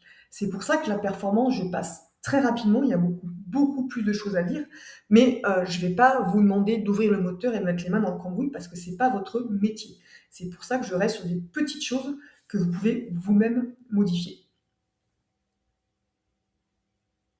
Alors, on va maintenant parler des offres. Donc, les offres, c'est vraiment ce qui te manque sur ton site internet. C'est vraiment savoir comment tu peux transformer notre douleur, notre besoin, notre problématique. Qu'est-ce que tu proposes? Comment on peut travailler ensemble en termes d'accompagnement. Par contre, ton appel découverte est vraiment pas mal. Moi, j'aime beaucoup comment elle est structurée.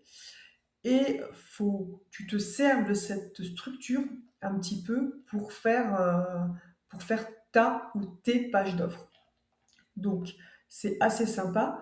Ce que j'aime beaucoup, hein, c'est ce que je t'ai dit, hein, c'est ce que cet appel n'est pas, pour qui est cet appel et pour qui elle n'est pas, et surtout le déroulement, qu'est-ce qui se passe après l'appel. Donc ça, c'est vraiment top.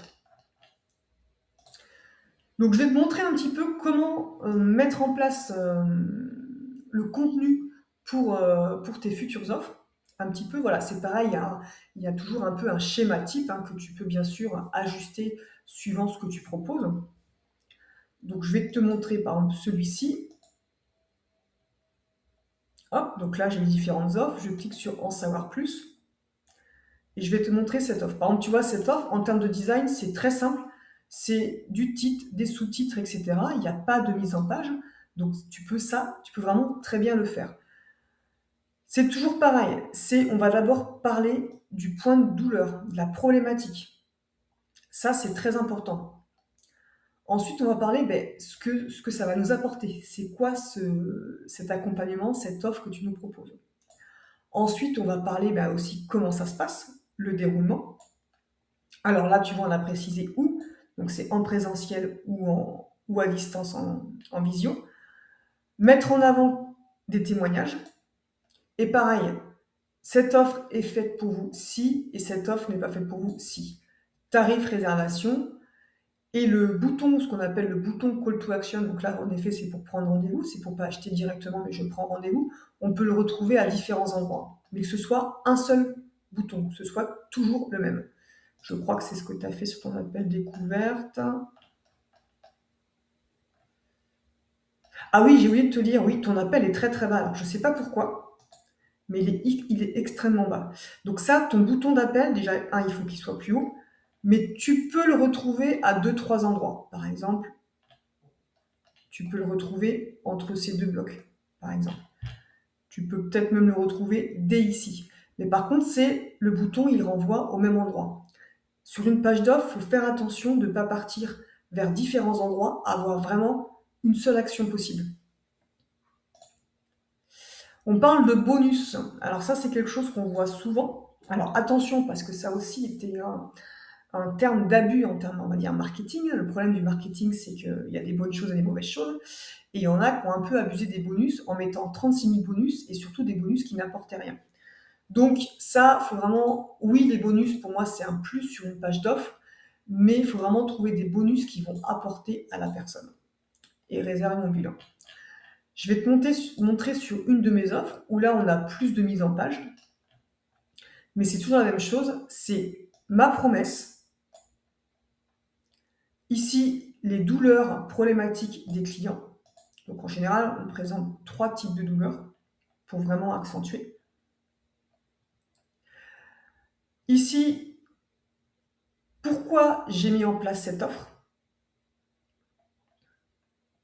Ensuite, on va parler de la transformation. Qu'est-ce que cette offre va apporter? Et on va tout simplement présenter l'offre en la détaillant. Après, voilà, est-ce que là, on parle aussi de la transformation?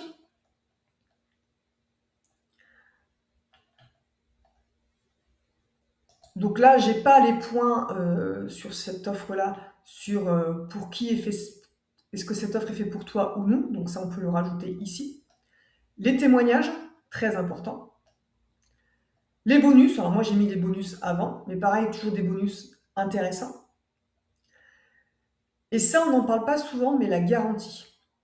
C'est hyper important de mettre une garantie, c'est vraiment une gage de confiance. Moi, je sais que mes sites, au bout de 30 jours, si la personne, donc 30 jours à partir de la signature de devis, si la personne n'est pas satisfaite, je le rembourse intégralement.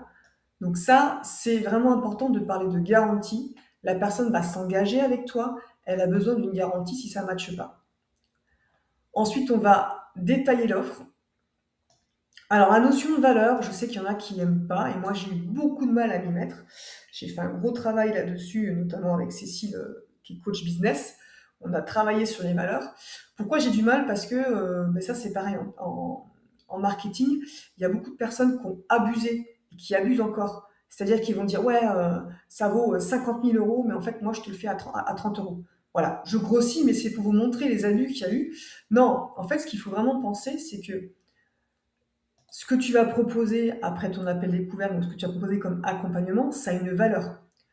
Tu t'es formé, tu as une expertise, tu as de l'expérience et cetera. Tout ça, il faut le valoriser et c'est pour ça que, hop, ici, voilà, j'ai tout mis au niveau des valeurs, donc tout ce que je propose, ça vaut tant et normalement, quand on crée un site internet, c'est à peu près cette valeur, hein, suivant ce qu'on y met et moi, je le propose à ce tarif-là. Pourquoi? Parce que j'ai mis en place des choses qui me permettent de mettre mon tarif plus bas, mais à l'origine, la valeur, c'est ça. C'est pas mentir, c'est vraiment montrer tout ce que tu as mis en place, ce serait ça. D'accord?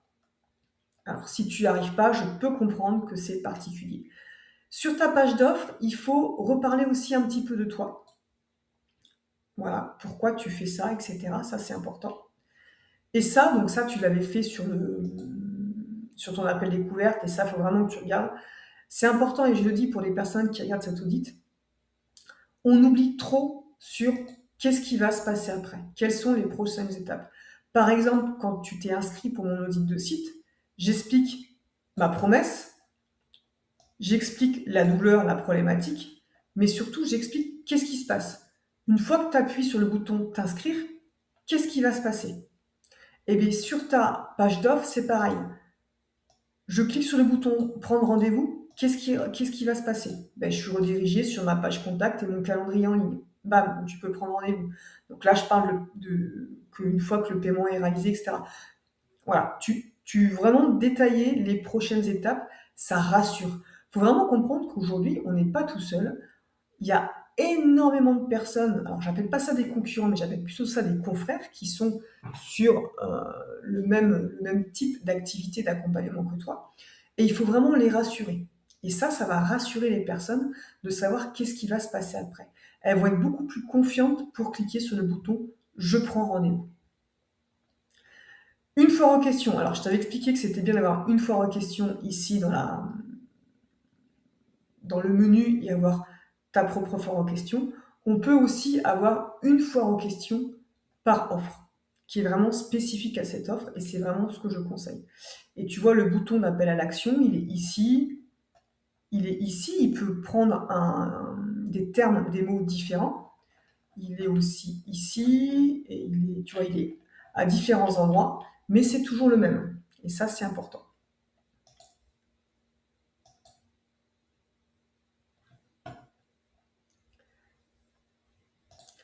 Donc, au niveau de ta page d'appel découverte, retravaille un petit peu juste, voilà, notamment le bouton, de le revoir, voilà, qui est très très bas, le mettre plus haut et à différents endroits.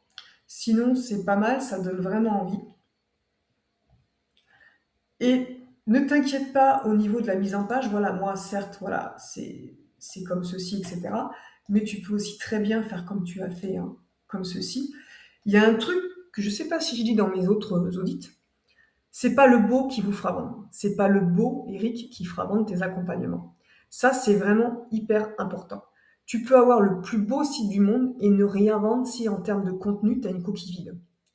Si par contre, tu as un site internet où quand la personne va ouvrir la page, que ce soit ta page d'accueil, que ce soit la page d'appel découverte de tes offres, etc., et quand elle lit, elle ressent quelque chose au fond d'elle et elle se dit « Ah non, mais c'est de moi qui parle là, je me reconnais », là, tu as tout gagné. C'est ça qu'il faut. C'est pas du tout jouer sur les émotions, c'est pas ça. C'est simplement que toi, en tant que coach, tu peux aider ces personnes-là sur cette douleur spécifique. Et il faut vraiment travailler sur une douleur spécifique et après, qu'est-ce que tu peux leur apporter en termes de transformation.